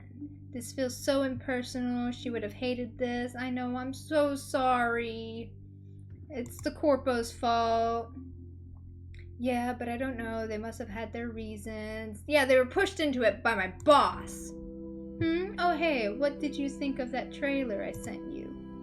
Oh, yeah, I heard of that show. It's so good. I saw that video of the one kid actor doing karaoke. Yeah, make it personal. I know it feels so impersonal, but make it personal. Do you think we did the right thing? I feel bad not doing what Mom asked for. Oh, I'm so sorry. I know, honey, but what that Chad guy said seems right. We don't want to dishonor her memory by letting her rot. No, you're honoring her memory by honoring what she wants. That's how you honor her. You're not dishonoring her memory. If anything, it's Chad dishonoring her memory. Sniffles. Yeah, I just want Mom to know that I loved her. I wish I hadn't yelled at her before. Oh, honey, it's okay. She knows you loved her. Exactly. Fights happen. The heart attack had nothing to do with you. Yeah, don't be hard on yourself. Yeah. I'm gonna miss her. Me too. Yeah, oh, that's so heartbreaking. It's so cold in here. I think they have the air conditioning on too high. Yeah, let's go for a walk later. It's really nice out. Would be good to stretch my legs. Like, we're in an area that has so many opportunities for so many people to honor their way of life, but Corpo is like, no, we need the muns. I'm starving. Why do these things always make me so hungry? Yeah, because they're not filling. They're garbage. You're always hungry. Truth, though. Truth. I relate to this lady right here. Very true. Let's pay our respects and apologize for having to follow Corpo rules. I do apologize. Alright. Let's go finish putting in our own practice. We're gonna do our own thing. Start our own mom and pop shop. August 30th, 9 a.m. Oh, look at that! We're in a different room. We did it! We started our own business. Yeah, fuck Chad. Fuck Chad and the corporation. We're gonna have every possible opportunity for every single person who wants to use this. If you want to have your funeral at home, we'll do it at home. Oh, I like my posters. Amy Rose. Oh, she emailed us. Yay, it's Amy. Congratulations. Oh, Charlie dear, I am so proud of you. I knew there was something special in you when I hired you for Rose and Daughters. If there is anything I can do for you, please do not hesitate to ask. I'm always happy to help. Best wishes, Amy Rose. Of course, Amy! P.S. I sorely miss you and Matthew's terrible sense of humor. Of course! We were two bones and a knuckle. That was a terrible joke, I'm sorry. I will refrain from my terrible jokes. Yes, GG, we got our own establishment, and we're gonna do eco-friendly. We're gonna do every single person's culture that they want. If they want something done, if they want a piñata, they will have a piñata if that so requires. Yeah, take that, Chad. We're moving up in the world. Matthew! Oh, what new job did you get? What new job did you get, Matthew? You'll never believe what new job I am working now. Open this email to find out. That's how I would start off an email. You won't believe this! Open me to find out. You're lost? Oh, well, we were a small little company with a mom and pop shop, but the mom and pop shop got bought out by Corpo, and Corpo doesn't care about people. They care about money, but we care about people, so we did our own thing. We did it. And we did it in less than a year because we started at Rose and Daughters in September, and it's August 29th in the game. So we did a whole year's worth of business and fucking got our own job. Did it. Fucking smashed it. Put your ashes in a piñata and smash it. Fuck yeah. Hey, you Charlie. When I first became a hearse driver, I was told that my most important job wasn't steering. It was sympathizing. I respectfully disagreed. And thankfully, I concentrated on my driving skills since I am now working as a, wait for it, bus driver! Okay, sorry, this is like really wholesome for me because my great uncle was a bus driver for many years and he was very loved. Like, he was a school bus driver and he was very loved. He did public transport for a while, and part of his procession when he died, we had gotten permission from both the public transport company he used to work for and the school bus company that he worked for. We got permission to have both of those buses in the parade, in the procession, and it was very cool. So seeing that a hearse driver went to being a bus driver, sorry, that really got me for a moment. I'm like, oh, my little heart, my little grumbling heart, that got me real good. That's so sweet. A school bus driver, Charlie, can you believe that? Pretty sure if I said the most important part of my job now wasn't steering, I'd be fired immediately. I didn't know how else to tell you. For some reason, I wasn't worried you'd think less of me. No, I wouldn't have thought less of you! Never! Bus driving is cool! It takes a lot of commitment, especially with some of these kids. But I don't know why, as you've never been the judgmental kind. And besides, corpses are way easier to deal with than children. Screaming children, might I add. I actually love it. These kids can be pretty cute, but don't tell Amy that I told you that. She was always harping on me for not having any kids and for being all cynical about them. Grats on your new business, Charlie. I'm proud of you. I'll swing by your new place one day and show you my new wheels. Maybe we can grab a bite to eat. Be seeing ya, Matthew J. Nah. And then our best friend, congratulations on the new business. Thank you, Jen. Charlie, I'm so happy for you. I know it's been a rough year for you, seriously. I think our wine intake saw a bazillion percent increase. Bazillion is almost not a number. Almost. But you've stuck through it all like a champ. You deserve this. Finally being your own boss is a great move for you. No more having to explain anything you don't want to. I'm trying not to be too cheesy right now. Can't wait to be home next week for our visit and to check out your new space. Always, Jen Love. London Pathology Museum. P.S. Have you heard about these green burial pods? When I find the link in my 1 in a million tabs, I'll shoot it over to you. Absolutely, I have heard about those green burial pods. They actually turn you into a fucking tree. And I love that idea because, like I said earlier, I kind of want to turn into a tree nymph, a forest spirit, if you will.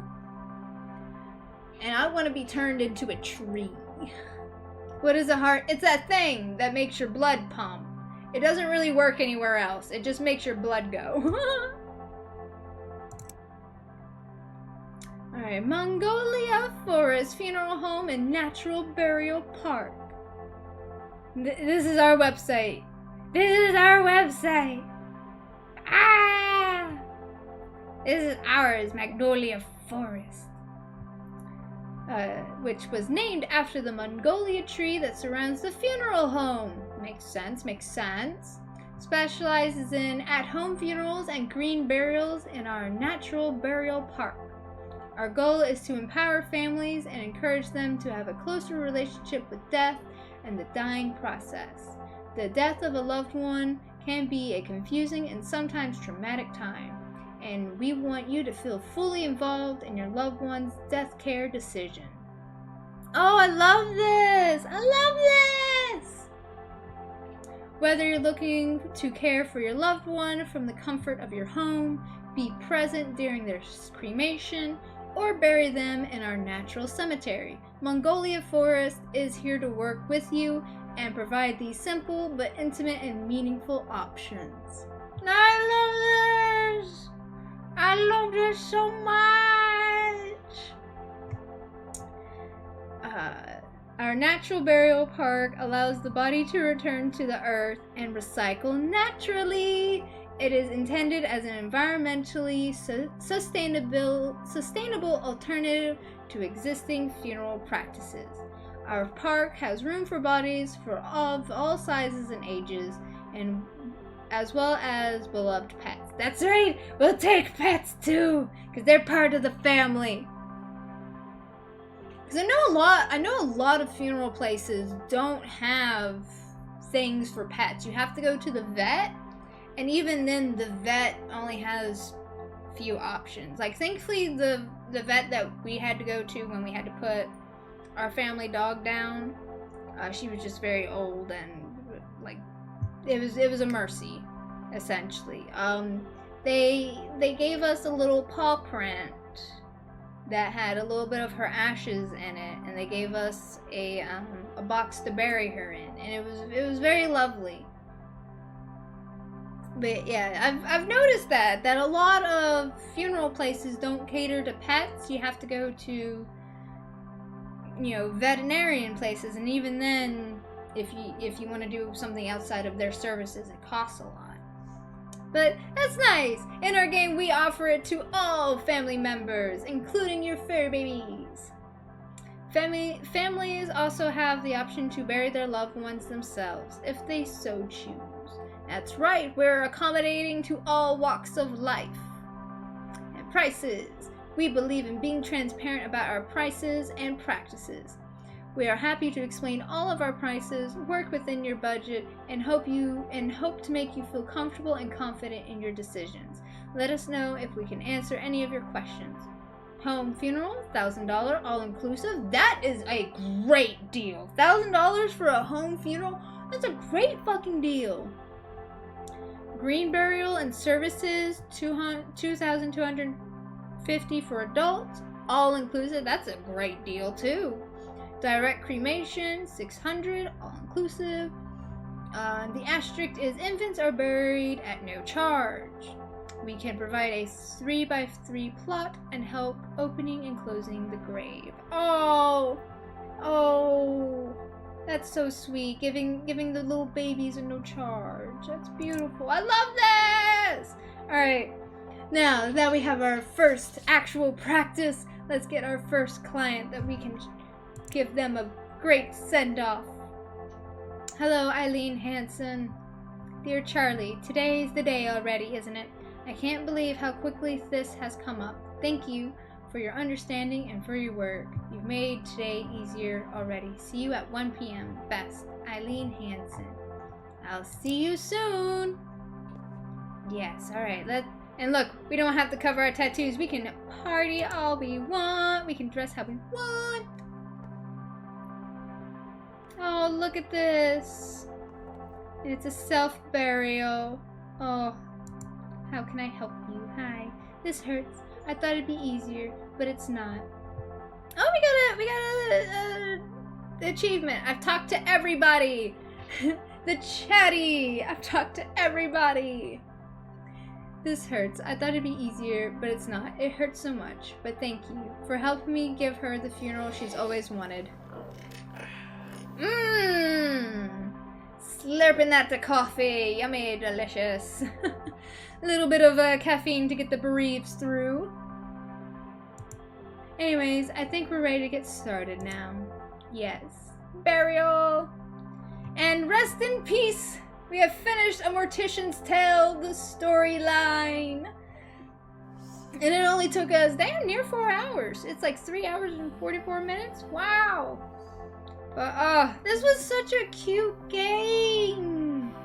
Oh, it was very sweet. They did such a good job. You know, it had to do with the heaviness of death and the whole dying process, but this was really sweet. Man, they did really good. Like, I had fun, and of course, like, I had moments where it's like it touched my heart. I had a lot of moments where I could reminisce. That one patient that we declined to not do. That the suicides are very touchy for me. They're a very touchy subject, as they are for everybody. But I'm particularly sensitive to them, and especially if I can't. And in this game, I couldn't honor that person's wish, so. I thought it would be best not to choose that one. And I like that it gave us an option. It didn't force us to make that difficult decision and be uncomfortable. It allowed us to choose and actually revel in that uncomfortableness of the fact of corporations tend to do this. Yeah, it was a good game. You have to go to bed now, Root Beer? Okay, that's alright. I was probably gonna raid out anyways, because Yeah, it's 10 o'clock. My usual time of getting off. But this was a lovely game, and it didn't cost that much on Steam. I got it during its sale, so it was like only $1 for me, but I think it was like $5. And I like that also you can continue, so you don't have to, it has some replayability to it. Yeah, it is a touchy subject. But I liked how this game handled it, because as a mortician, somebody in the funeral, you would get suicide patients, and that is something rough. I just didn't like that we had to like disregard their wishes. That was my only sad side, and that's the only reason why I skipped that particular patient, is because I wanted to honor them. And if this was a TV show or a movie, I would have broken the laws and been like, no, this is what this person wanted. I don't care if they're dead. But that's because I believe in ghosts and bad juju. Why does my eyes look like things are curved when I close this eye? Oh, I don't know. Maybe it's the little natural lens in your thing. Yeah, same thing. Yeah, same. But we're gonna go ahead and raid out. I just gotta find somebody to raid. Give me 1 second to open up the raid thing. I do appreciate everybody hanging out with me and chilling while we went through this game. It's a very lovely game. It's beautiful.